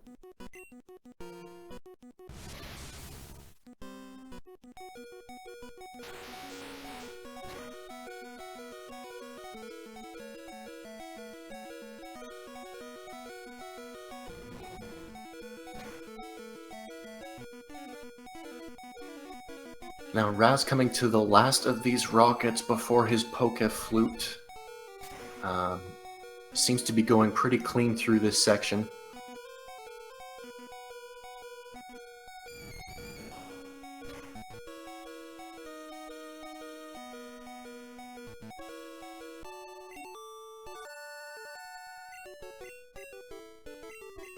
So Snorms having finished up Sabrina.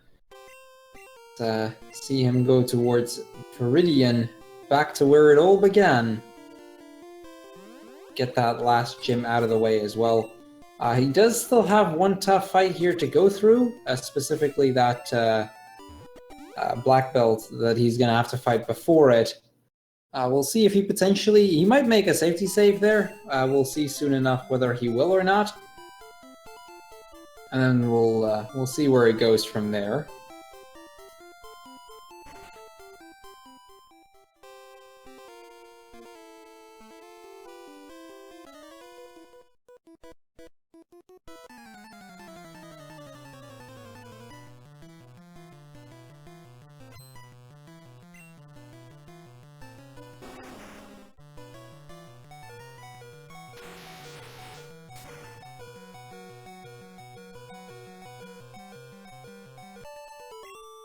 Snorms still feeling pretty comfortable in that red bar. He's got...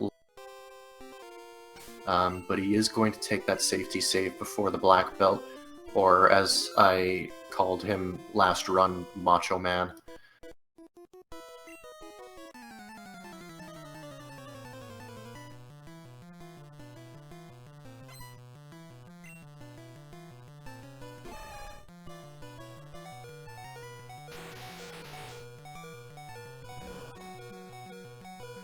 And Raz opting to go to Silphco before Safari Zone. So yeah, we see an interesting route difference between the two. It's not going to matter too much at this point anymore, but it's still interesting to see Raz opting to go for a different order here than Snorms did earlier. But he is taking the new updated Exarian route, which requires going to the 5th floor, grabbing an elixir here, going straight to the rival fight, and then backtracking afterwards. Saves you one battle, but makes it so you have to backtrack later.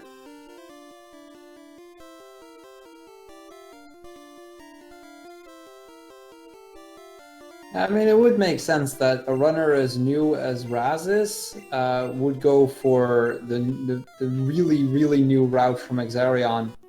I mean, considering that is probably, at least in part, what he used to be to learn this to begin with, it's not very surprising he would opt to go for a strategy like this. I'm not sure if it's going to work out, considering that he does not have the manipulated Nidoran, but has far less good a stat pool. But we'll see if he can pull something off here. He may just need to double up on some of the X items. If he had maybe bought some extras. I'm not sure exactly how many he bought, but if he did... I do believe he might potentially be short on some X specials specifically. I think he only got 2 of those. Which I'm not sure if that is going to be enough with the stats that he has. Although I will say I am not very familiar with the Exarion route. So not sure how that'll end up working out. Usually 3 or 4 is a safe bet, but 2 may be a little low, especially with his, as you said, non-manipped Nido. Now Snorms smoothly through the last gym, and now going to another rival fight. I mean, we hadn't seen our buddy, we hadn't seen that rival enough yet. We see a bit of a bigger difference this time around going into the rival fight. I mean, I think that the difference is ever so slightly in favor of Raz in that sense compared to the last time that both of them were fighting the rival. But we see both of them fighting their rivals yet again at the same time. Interestingly enough, despite their massive difference in time, each time both getting to the rival at the same time. It's been about 10 minutes, so we're due for another one, so... But yeah, that is actually really interesting. I'm actually now thinking I could do, instead of the splits that I use, which are the standard, you know, this gym leader is dead split sort of thing, I could just do rival fight, rival fight, rival fight. I mean, all things considered, it would pretty much just work out right then and there. Looks like Raz, now realizing he's short on Hornrill PP, decides to just use his ether, go for another one, heal him up, and moves on towards the next bit.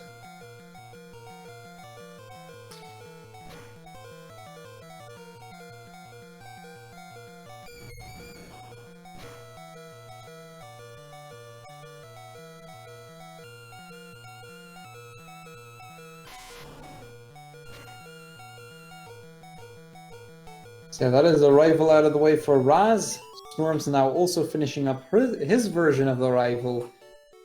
With that, Raz is going to be moving on to Giovanni, and Snorms is going to be moving on towards the Victory Road, which, as interesting as it may sound, is kind of a dull path, I suppose. Well, if Snorms can pull out some of these YOLO boulder strats, or swag boulder rather, then, yeah, we might be seeing some interesting stuff there, but other than that, it's just a whole lot of pushing boulders, I suppose. And hopefully nothing else.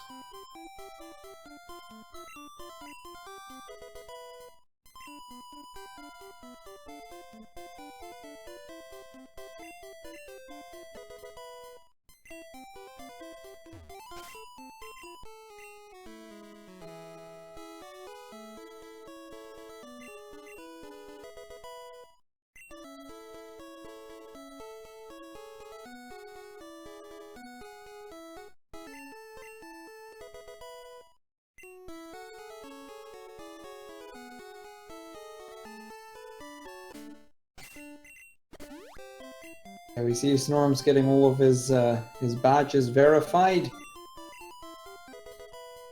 Should be fine. He does seem to be having them all. Raz is fighting our good friend Giovanni yet another time. Or, I suppose for him, the first time. Even though the game might not count it as such.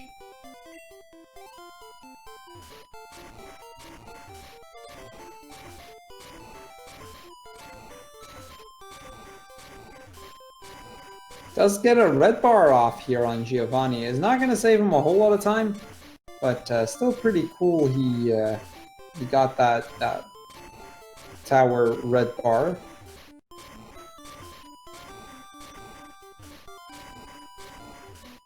He's not quite sure what to do now, but he does go for the correct one, which is the Ice Beam. Ice Beam on Rhyhorn is always a safe bet, especially if you've got an X special on, which he does.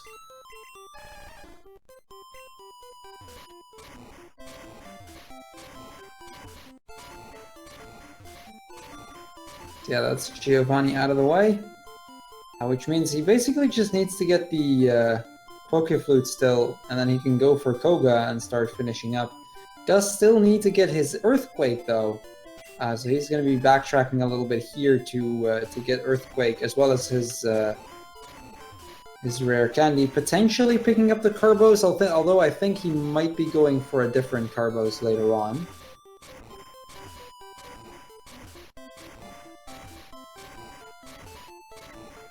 I think he'll most likely go for the Carbos in the Safari Zone.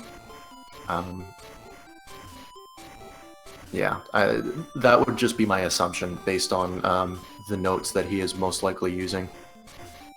That is very true. It is the one that is, in that sense, easiest to find. There is another Carbos, which is the right most Pokeball of these three, which he could take.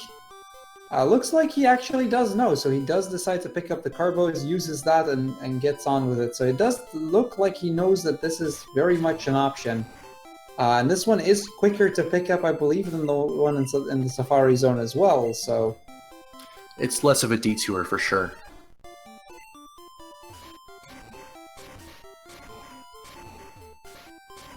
Storm's definitely trying to go for some swag boulders from the looks of it. Does get one off there.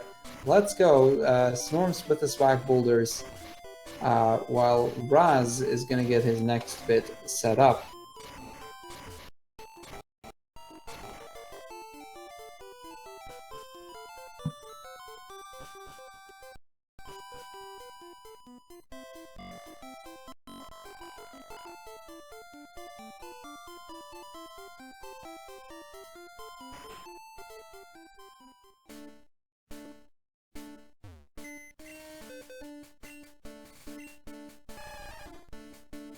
So Snorm's quickly going to be depositing his Paris and his Squirtle here.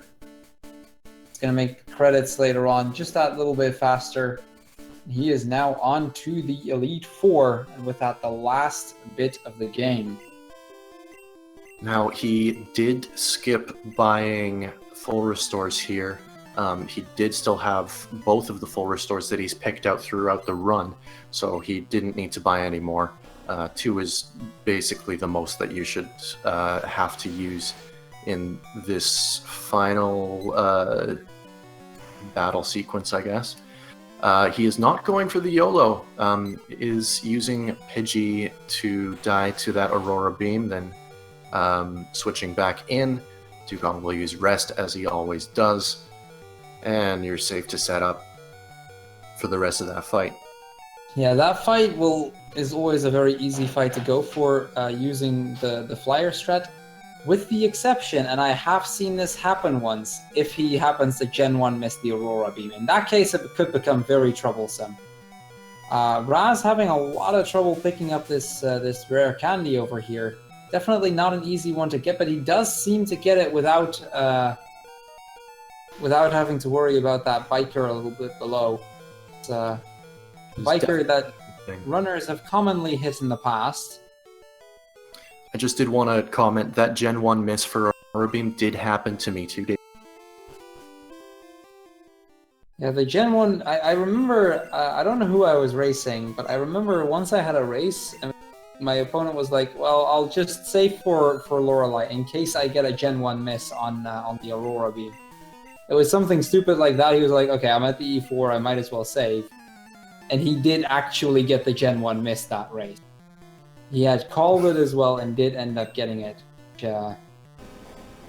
which is quite interesting. It's not something you see a lot. Snorms saving before Bruno. Again, a bit of an interesting looking strat maybe, but considering he is very, I believe, still in red bar, and probably wants to keep that throughout this fight, decides to take it a little bit safe here, because a slam critical would be a bit of a problem. Yeah, he's definitely playing it a little safe here. He knows he's got time. He knows he's trying to go for a good time, but he's also trying not to die.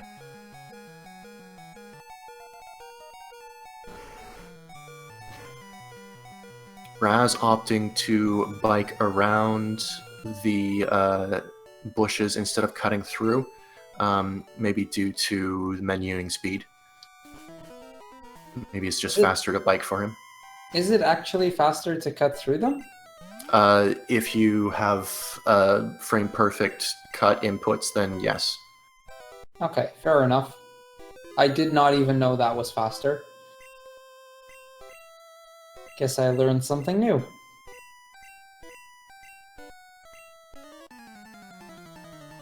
Yeah, Raz now going to be making his way through the Safari Zone. Going to get himself the Gold Teeth as well as Surf. Does pick up that extra full restore that Snorms skipped earlier. In the meantime, he's going to... we're going to see what the Agatha fight is going to look like. Looks like he gets himself right back into that red bar with the Nightshade from the Gengar. It's very good that he opted to use that super potion before the Agatha fight. Gets confused here, though. This could potentially hurt him a little bit. Not sure if it will, but that move from the Golbat, personally, it always scares me, because confusion and the likes are not something you want to be dealing with, especially when you're this low on health. Does end up hurting himself in confusion, lives on 2 health, but gets the acid from the Arbok, and that ends up killing him, which is a really, really unfortunate death there for him.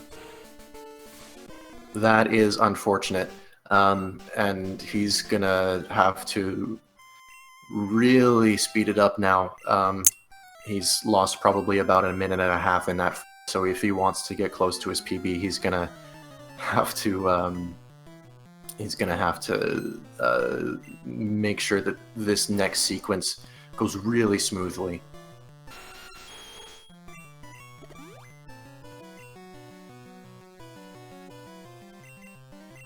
Gets the Hypnosis from the Gengar. I think with that, it's pretty... I want to say that any opportunities he still had for PB is now pretty much dead. That double death on Agatha there is not a way you would want to go, but if there were any opportunities he had left, they are pretty much done right now. But this is a race, and he's still on track for getting a really good time. Oh, absolutely. His pace is phenomenal here, especially considering the race setting and having to take certain safeties here and there. He has definitely been showing a lot of skill throughout this race, and, well, it's starting to show here. Snorms, from what I've seen just in this race, and from knowing him by reputation, I would be very surprised if he did not make it through this qualifying group stage into the single elimination stage. Yeah, agreed, especially with the amount of experience that Snorms has compared to the other runners in his group. I mean, there is some interesting stuff going on in that group, but Snorms should definitely be able to pull ahead in this one. I mean, all in all, if we look to the rest of the group, I mean, we've got Shiro in there, who we all know is a very good Pokemon runner as well. Raz, who, I mean, he might not be able to compete with Snorms, at least on that level, but who knows? He still does have 2 more matches to play. This was his supposedly at least strongest opponent, and if he keeps up the work, I mean, we've been seeing that he's definitely been putting in some work as it is.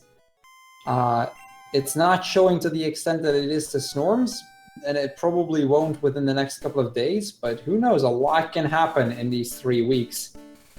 Yeah, and definitely he has been learning this route very quickly and getting a lot better at it. Even just like about a week ago, his PB was about 236, and having improved that so much in such a short amount of time is really impressive. And not to mention, I want to mention Furlim as well. It's the 3rd runner in that bracket. We haven't really mentioned him at all, but he does also have a sub 2 PB. So, you know, anybody with a sub 2 PB has a very good chance of moving on to the next round. So in that sense, I do believe it's got some good opportunities for him as well to potentially make his way through this thing.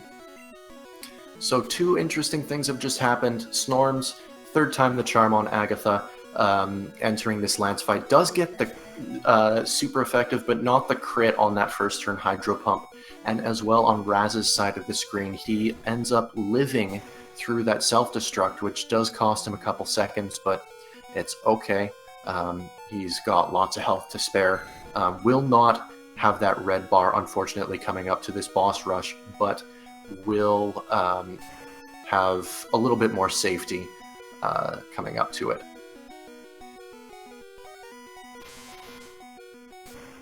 RealRazzz here picking up strength real quick as Snorms is finishing off that champion fight or the Lance fight, and with that, it's basically down to the champion for Snorms. We'll see if he actually decides to heal anything here. We'll see if he decides to save. I think the latter is probably going to be the case. And with that, he's going to be moving on to his last fight of the game. And with that, very soon, one of the fastest finishes in the tournament so far, if not the fastest. I don't think he's on pace for beating Flutz this time, but it's not going to be far off, that's for sure. He does take the safety save here, and coming up to champion, he just has a quick setup, and then in with the press A to win horn drills.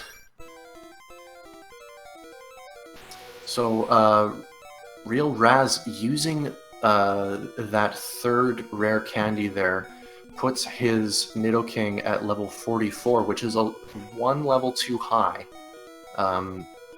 The only thing it may affect is badge boost after Giovanni coming into that 2nd to last rival fight. Then, that being said though, if he ends up picking up 1 additional rare candy in the mansion here, then he'll be exactly on the level that he would be if he would pick up both of the rare candies in the old route. So in that sense, if he decides to go for the both of them, he might very well still be completely fine in terms of level. That is true, yeah. Question is, will he pick up the candies? That is very much going to be a thing. I don't know if he knows that with the route he's taking, it's probably a lot safer to get at least 1 of those candies, considering he has level 44 here, that he would need 1 of those 2 in order to get the level he would normally have. We'll see if that comes into play here. Snorms finishing up the champion, and that means Snorms is basically done here as well. Going to finish slightly behind Flutz from the race we had earlier today. Only by a few seconds, though. It's he's actually maybe closer to a minute. This last section here, between the champion split and the Hall of Fame split, is about 1 minute and 14 seconds on average.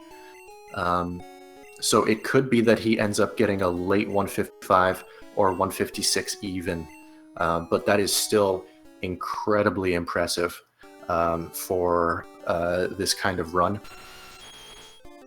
Yeah, this time is definitely a very respectable time. So we're going to get through this part real quick. We're going to see what time he's actually going to be getting. A quick reminder, Flutz had a 1:55.04 on the SRL timer.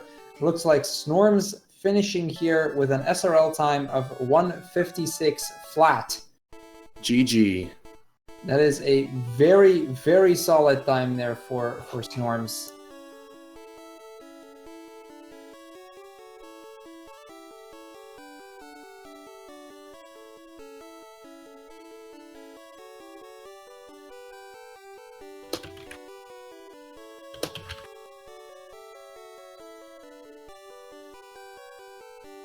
And, so I'm already seeing some from Snorms in the Discord chat here about that Agatha fight. We do have him in the waiting room here. He may come in and say a few words about his run. Let me quickly ask if he's ready to be moved in.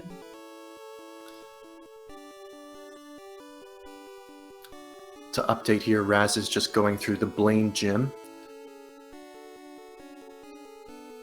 Going through, and he chose to do Blaine first, I think.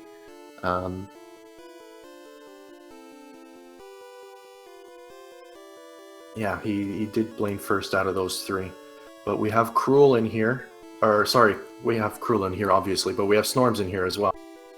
Yeah, welcome Snorms. First of all, GG. Thank you. Congrats on your first victory of the tournament, and congrats on a very solid time. Yeah, I was alright. I was pretty happy with how I played up until Agatha. Yeah, I'd imagine. I mean, first and foremost, the run as a whole. How do you feel about how it went? I feel like up until the mistake at Agatha, like that's probably the best I've ever played in a run, to be honest. Like including PBs, like had some really solid splits. And there was like a handful of mistakes, but otherwise not too bad. All in all, your run was looking very smooth. I do want to know real quick what happened exactly on Agatha that because you made a mistake yourself already. So the first death was me trying to YOLO through confusion, which was like just me, I don't know, hoping to snap out. And then the second death, I accidentally X-act after Hypnosis hit. For some reason, I thought Hypnosis failed, and then Dream eated me and I died. So that shouldn't have been the death the second time. But... Yeah, despite your death there, still a really, really solid time going into it. I believe we have got the second time so far in the tournament, less than a minute behind Flutz. So definitely a very solid start there. Anything we can be looking forward to for your next two matches? I mean, you've got Shiro coming up soon. You've got Furlim coming up still. I'm really looking forward to the Shiro matchup. That should be pretty good. Should be a close race. Do you think you played better with that close race pressure? Possibly, I know. I definitely play better kind of in offline mode, with no distractions.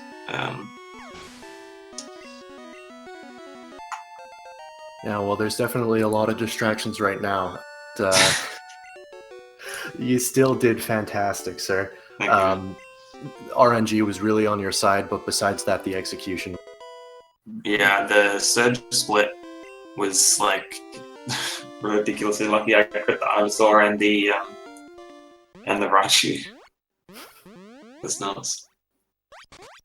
Yeah, we saw some of those things happen, especially that crit on the Raichu there, just getting you the 3-turn on the thing and not even needing to go for the 4-turn Thrash. Yeah. Getting the multiple range, and I was on the Slowpoke and Rock Tunnel. I was like so torn. Do I go for Red Ball or do I not? So I ended up going the greedy play and I went for it. But it would have been really good. Vulpix hadn't quick attacks. Because then I had a potion out of Red Bar for Poker Flute split. Yeah, but even despite that, it was still you still seem to be going through it pretty smoothly. So again, congratulations on your first victory. Cheers. And good luck on the next few matches. We're gonna quickly see how Raz is gonna finish up his side of the match. Currently on Erica, so he's gonna finish up the gym leaders real quick and then make his way to the Elite Four. I do want to mention real quick into Snorms as well. This was actually really funny. On several locations, you guys were actually in the rival fight at the same time. Just on different rival fights every single time. But I think it was 2 or 3 times that we saw you guys fight the rival at the same time. Oh, that's hilarious. I believe we had the first time around during Viridian Rival and Cerulean Rival. Viridian for you, or Vermilion for you, and then Cerulean. Raz. Yeah. We had later on with, I believe, the Vermilion and Tower Rival, and then near the end, while he was on Saffron and you were on the final rival. Yeah. So it was on several locations that you guys kind of just got that connection there real quick. Every time I believe Raz finishing the fight slightly before you, but still it was pretty funny to see that happen so many times.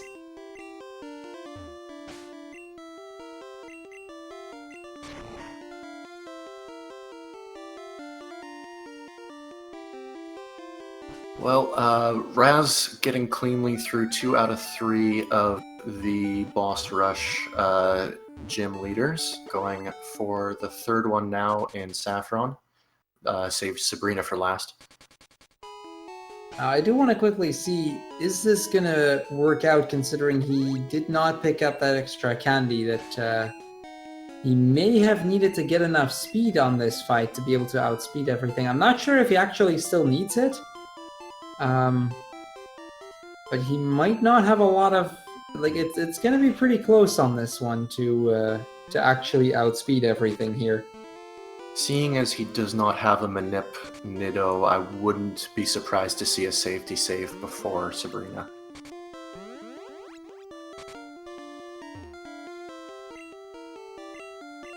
But he does not.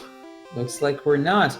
Then again, considering how new he is, he probably doesn't know that Sabrina is that close in terms of his speed, and that this fight is actually pretty close if you don't have enough speed to work with. But we'll see soon enough how he's going to get through it. All in all, he does have a lot of health, so he might be able to tank something if anything happens. But all the time will tell, I suppose.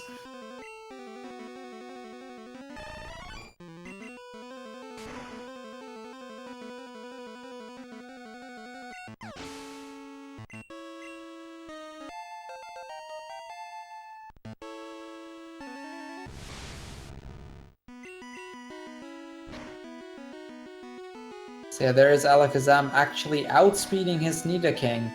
He does survive though. Luckily, he does have enough health to tank that hit. Not sure if at this point he realizes his speed might not be as high as he may have thought it was. This is actually one of those fights where it does come into play. We'll see later on if it will affect any of his strats further down the line, but he does seem to be getting through this fight at the very least. It might not have been a very clean fight. It might not have been how he probably would have liked it to go, but he survives the fight nonetheless. And now heading to Viridian. Yeah, I think he hasn't missed anything. He's got everything that he needs. Opting to walk to the gym.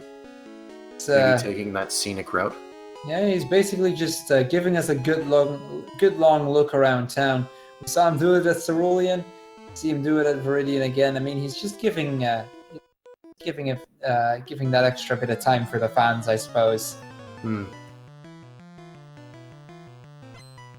So going into this first battle here with the Cool Trainer, Nothing really too difficult about this one. The Macho Man coming up.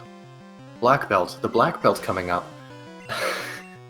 is more the real threat in this gym, besides Giovanni himself.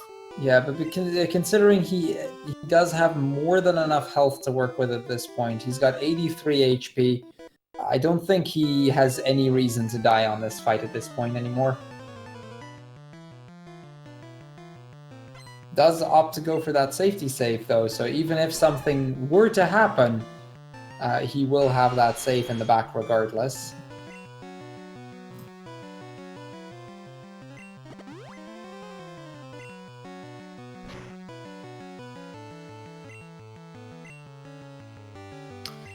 That crit karate chop from the Machoke puts him down to 54.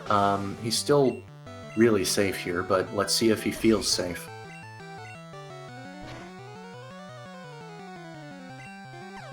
Yeah, with the amount of experience that he has, it is going to be very close. I mean, he knows that, or he might know that he is very safe on that fight. He might already know that, okay, there's really nothing he has to worry about.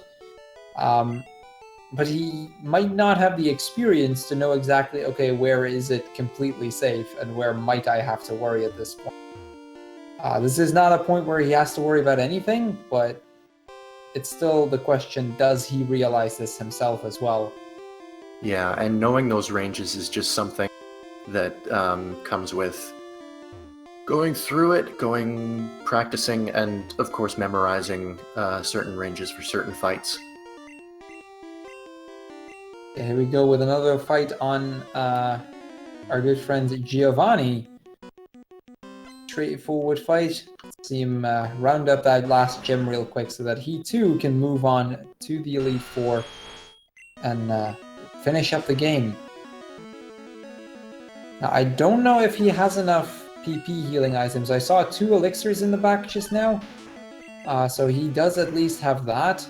It's still going to matter as to how he's actually going to be using those, though. He did use the ether when going through Koga's gym, so he may or may not be safe going into this rival fight and into the Elite Four. He may have to take the center at Indigo Plateau before going into Lorelei. Now he might already, because of wanting to be on full health and maybe feeling like, okay, I could take a safety strat here, save up an extra item and just be absolutely certain that I'm safe. He might already just have decided to opt to go for the center regardless. We don't know if he has, but it might be a potential, or it might be a possibility here as well. The time will tell whether he does or not.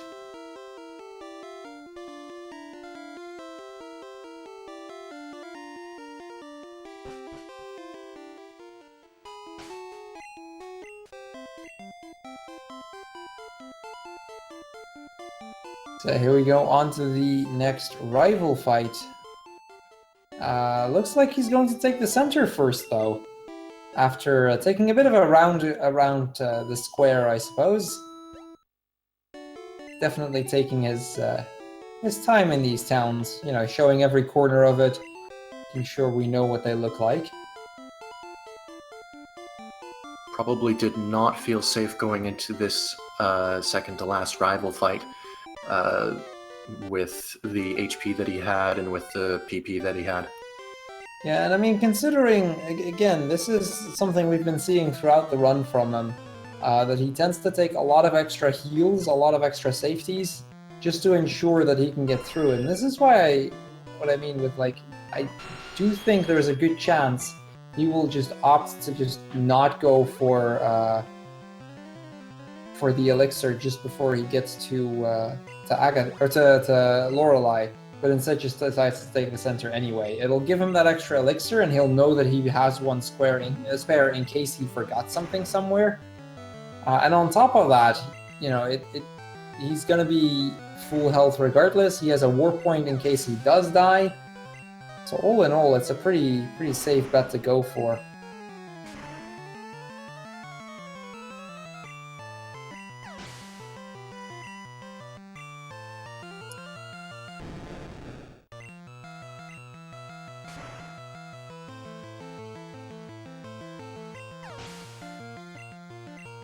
And despite his safety, it seems like he's getting cleanly through this rival fight.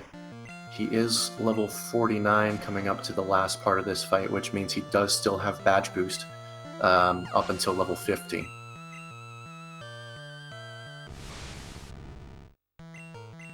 I'm pretty sure.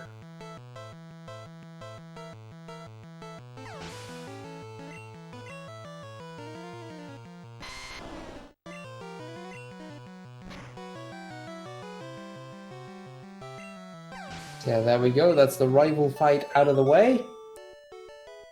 With that, he is going to be able to make his way towards the victory road as well. Time for him to round up all the same.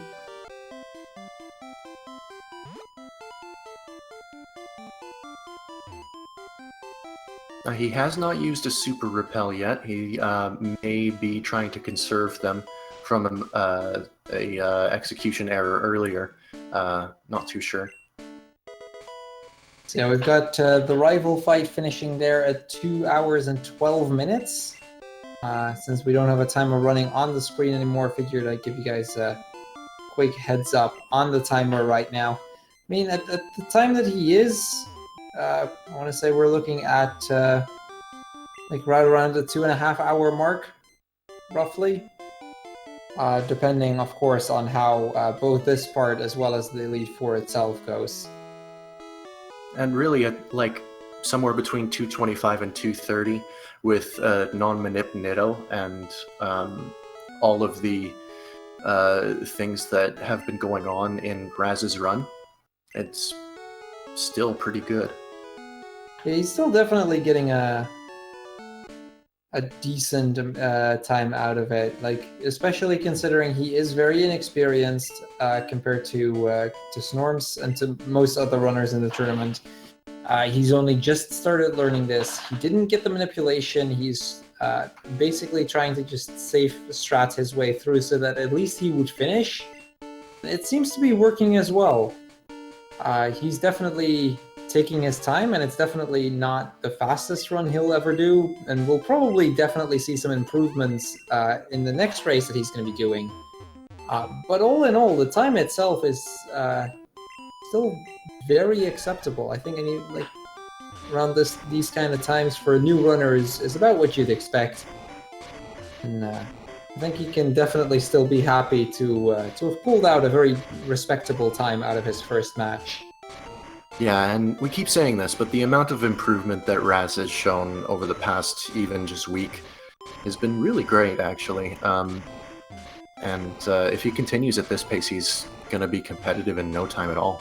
Maybe even towards the end of this tournament.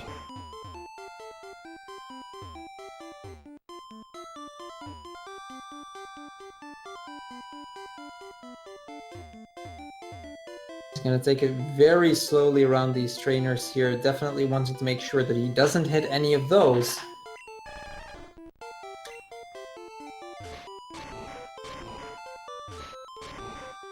Definitely seems to be the sensible play around here. Taking your time. It's not going to matter too much at this point anymore anyway. Just take a deep breath and make your way through the victory road.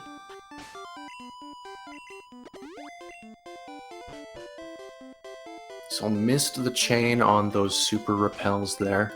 Had to go through that text box. Doesn't really waste that much time, but it's still preferable.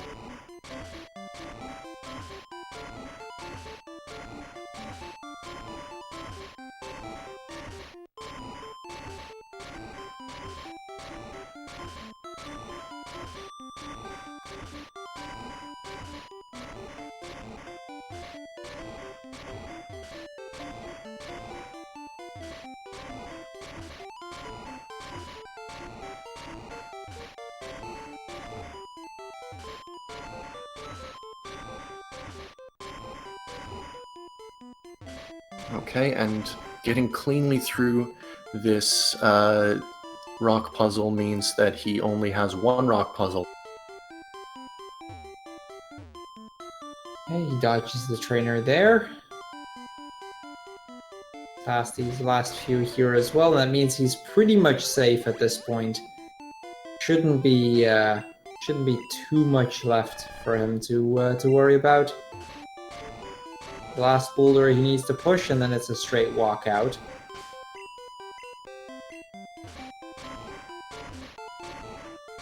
A strange thing that happens here is that you can still hear the bicycle jingle going on, even though you have gotten off of the bike.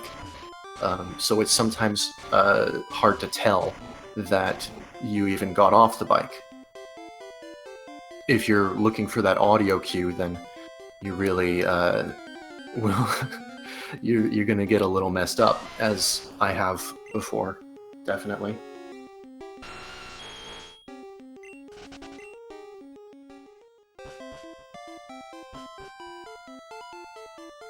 Okay, he gets one last random encounter, figures, oh well, I'm so close to the end already anyway. No need to repel anymore.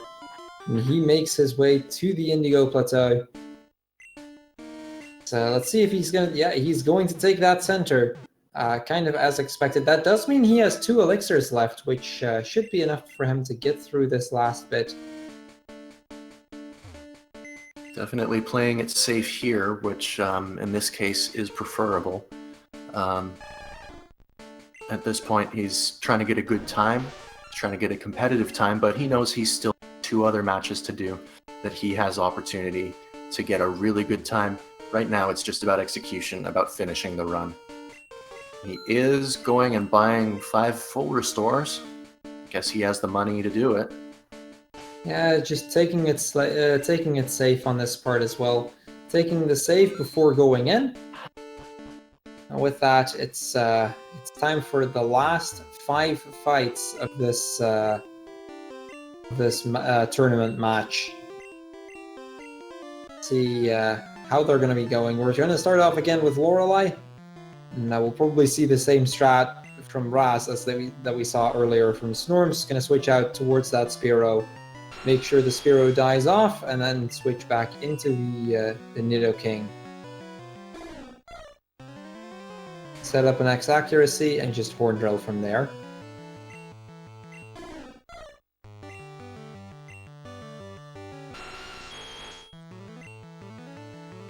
Everything's going alright so far. Get that X accuracy off. It's a little far down on the list. Yeah, he may not have switched certain items back to the top. He may just have forgotten to do that over the course of the run somewhere. Which, I mean, all in all, it's not the biggest time loss. It'll lose them a couple seconds scrolling through the menu, but definitely one of the small little things. Well, we'll save him just a little bit of time next time.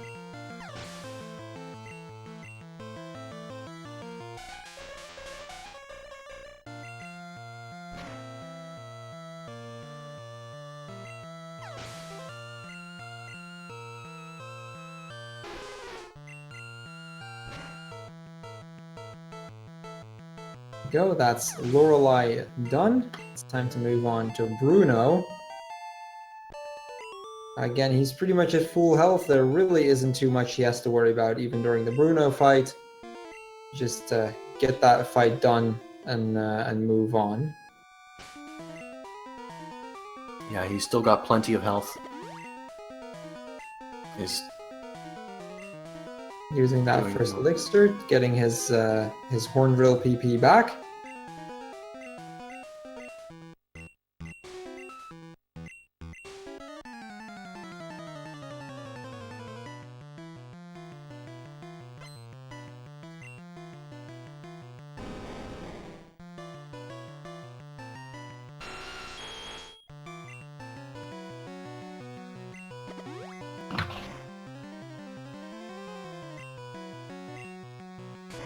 Sets up the X accuracy, gets a Rage from the Onyx. Nothing to worry about though. And it's time to get Bruno down real quick. All in all, a pretty quick fight, pretty easy fight. Shouldn't take him too much trouble to get through.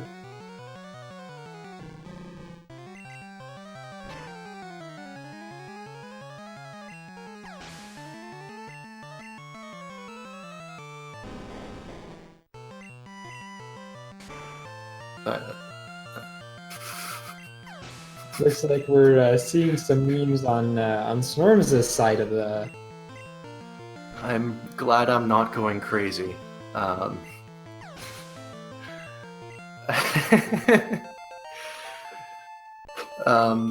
Yeah, okay. Sorry, I'm really tired. I mean, I think for the both of us, it's like 3:30 a.m. in the morning, so seeing a Patrick show up like that, you'd almost start to think you'd be going crazy, but it's right there. It sure is. Going into the Agatha fight, speed may be an issue here. If he can't outspeed some of Agatha's Pokemon, then could have a bit of an issue on his hands. I do believe he does still have some X speed, which, if he does, yeah, he's got more than enough X speed, luckily, so that part should be fine. See, we're seeing him doubt a little bit on what to do, but he decides to just go for the Earthquake. And with that, it's pretty much just time to finish off. See how Agatha is going to go, especially with these stats. This is probably one of the more dangerous fights in this set right here. Gets the confusion.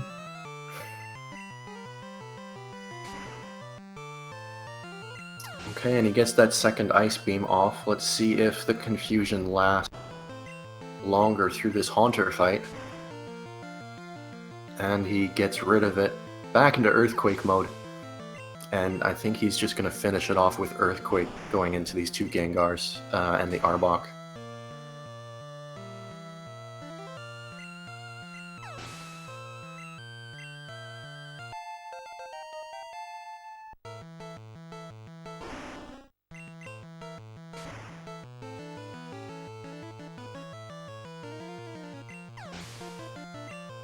There goes the last Gengar, and that's Agatha down. That we're down to just 2 fights left. We've got our fight against Lance, so we'll see how that ends up. We'll see if he can get through that as quickly as Snorms did.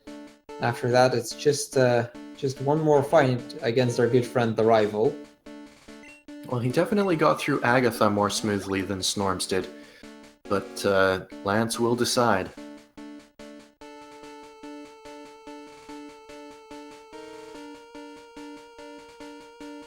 Looking through his menu real quick, trying to find that elixir, I believe, and there it is. But is he... I think he might just have missed his elixir twice. Let's hope that won't cause too much trouble, though, and that he'll realize as he's scrolling down a little bit that he does still have that elixir. He will need to use that before the next fight against the rival. He will need his Horn Drill PP there. But the Lance fight, you're not using any Horn, so it should be pretty safe here if he was just scouting out where that elixir was before going into this Lance fight. Now, Gyarados does get the first turn Hydro Pump, but it is not a crit. It does take him down to pretty low HP, but he should be safe for the rest of this fight.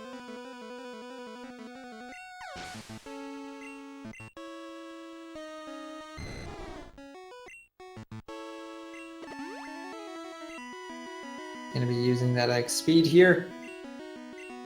Getting the agility on the Dragonair, and then from there on it's just Ice Beam to end this. So 1 fight left until the end pretty much, because this one's just spamming Ice Beam until it's done.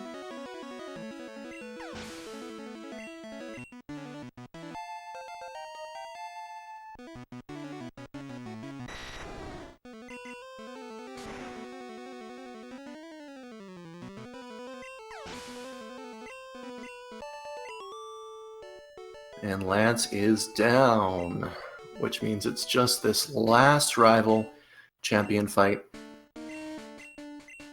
Now we are both expecting him to use this elixir before the fight. And Yeah, he sure is. Along with a full restore. He's gonna go for the full restore. Let's see if he knows that that elixir is still there. Looks like he might not realize that he still has an elixir. That could be a problem. He might not realize that he does have an elixir, and he does need to actually use this as well, somewhere in this fight.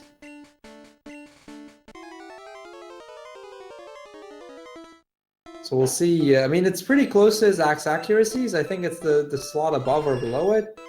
So he's definitely going to be able to see it. It's the difference between seeing and recognizing.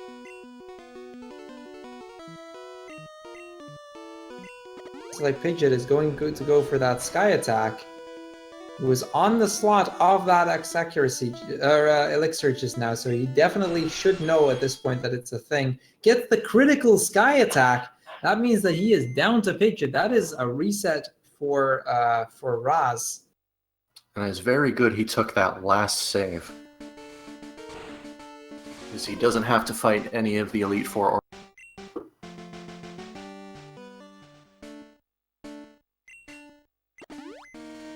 And now going for that elixir.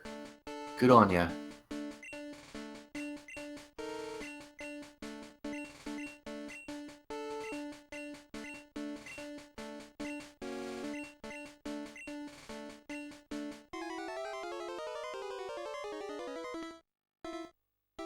Going back into this final champion fight, let's see how he does this time.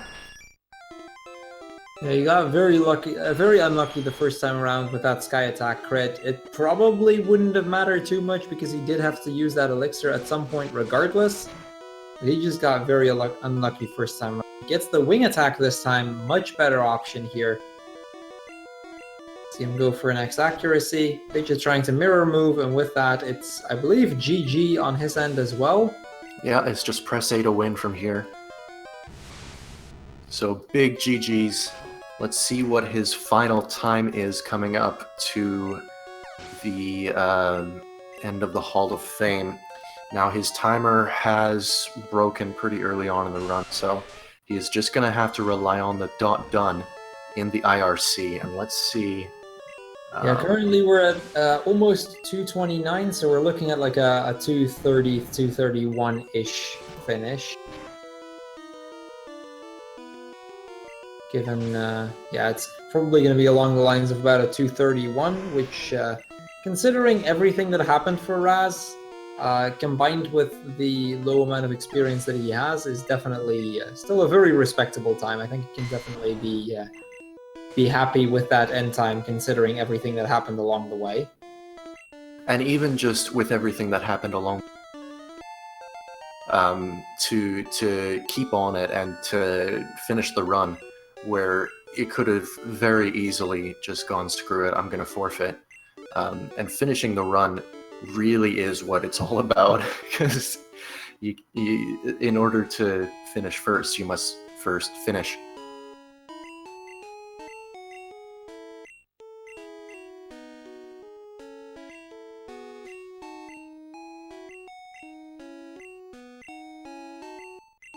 So he's got about a minute of mashing through this.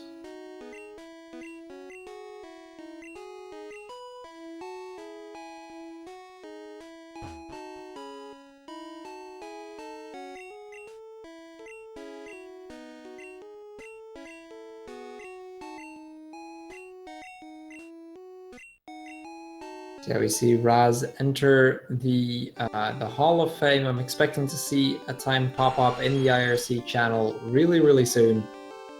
And there we have it. Razz finishing with an SRL time of 2 hours, 30 minutes, and 26 seconds, so just barely over that 2:30 mark. Massive congrats to Razz for that. I'm going to quickly see if we can pull him in here for a quick interview as well. In-game time is 2:23, so that's not too bad either. And GG.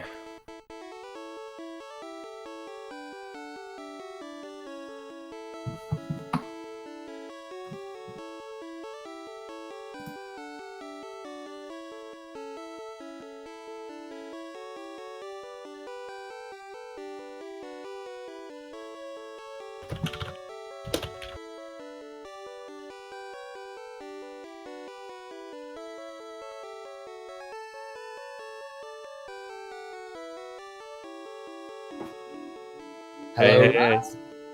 Hey, hey. Congrats on the finish, first and foremost. Sorry for keeping you for like 40 minutes. I'm sorry. Don't worry about it. Don't worry about it. It happens. Yeah. First and foremost, how do you feel right now? I'm glad I finished, but I feel shitty that I took so long because I got dicked by the Nidoran at the beginning. So I kind of. We saw you struggle a little bit with some things here and there throughout the race, but still, Yeah. considering the relative inexperience, good job at the very least on finishing. And kudos to you for just sticking with it and just keep going. Thanks. Yeah, and considering the start you had, I mean, the first 20 minutes or so of the run, we were really concerned for you, but you managed to, you know, once you managed to buckle down and get back into a routine, get back into the groove, and you basically stopped panicking and got back into speedrunning mode, it ended up going really rather smooth for you. Yeah, I already felt that. Mostly, anyway. Yeah, so you want to talk us through a little bit of how this run went for you? I mean, I can try. I always hate the early game. The early game was awful for me. I couldn't do the Nidoran trick, so I was like, "Fuck it," and I tried to get just a Nidoran in the wild because I was like, "Gotta go," and yeah, it took me like 2 minutes to find a Nidoran, so that was a pain in the ass. And then I got dicked a bit around Route 3, and then it kind of just went smoothly from there. There's a few movement fuck ups, especially in Rock Tunnel, but mostly it went smoothly, I'd say, from my level anyway. But yeah, that's not much to say on that. One thing I quickly wanted to point out specifically, which you may have noticed on Sabrina, you suddenly didn't outspeed the Alakazam. Yeah. But I still lived, so it was fine. But you still lived, so you were fine. But yeah, my Nidoran had a good attack, but it didn't have the greatest speed. So, and even the Carbos didn't help. But it was fine because we still managed to take it out easy. So we were actually talking about it. Considering the levels you had, you would have what you missed out was a rare candy in the mansion. But when you saw the Alakazam outspeed, at that point, what was that instant before you saw how much damage it was and all that? What went through your mind? Because I was kind of curious to that one specifically. What, when Alakazam outsped me? Yeah. Obviously Psychic beats Poison, so I was like scared. Oh shit, it's gonna beat me. I'm gonna have to go all the way back. But I mean, I didn't really care. I was like, bad Nidoran. I didn't get the strat. So what am I gonna do? You know. But yeah. Luckily, attack was good. Able to bash it out. Didn't sweep me. So yeah, not too bad. I wasn't that panicked. Luckily. Now, one final thing I still wanted to point out as well, and I mentioned this to Snorms as well. Both of you actually went into a lot of the rival fights at the same time. Huh. I think it was like 3 times that we both saw you guys on the rival fight. It was just a different rival every time. First with the Cerulean rival, and he was on Vermilion rival on the SSN. Then later, when you were on Vermilion, he was in the Tower, I believe. And then when you were in the Saffron Silphco, he was on the one before the Indigo, or before the Victory Road. So you guys are actually, high-fiving each other along the way and through that battle. Yeah, that's what me and Storms do. It was actually really entertaining to watch too. I'm glad. So yeah, some final thoughts as to, because you do still have 2 matches coming up. You still have a very good opportunity to, show us what you've got. Any thoughts going into the next bit of the tournament? Not sure if these are really thoughts, but something I'm definitely gonna do. I'm definitely gonna take the time, get down the fucking Nidoran trick, something I don't want to do, and yeah, basically all I want to do going forward is improve. Whether I beat the my next two opponents is kind of not the biggest issue to me. I just kind of want to improve and like not have this ginormous gap like I did with Snorms, and just be able to have more, or maybe even a intensive run. Because by the time Snorms was finished, I was like, what, at Blaine maybe? So yeah, that's what I kind of want, just to have my run be more entertaining. To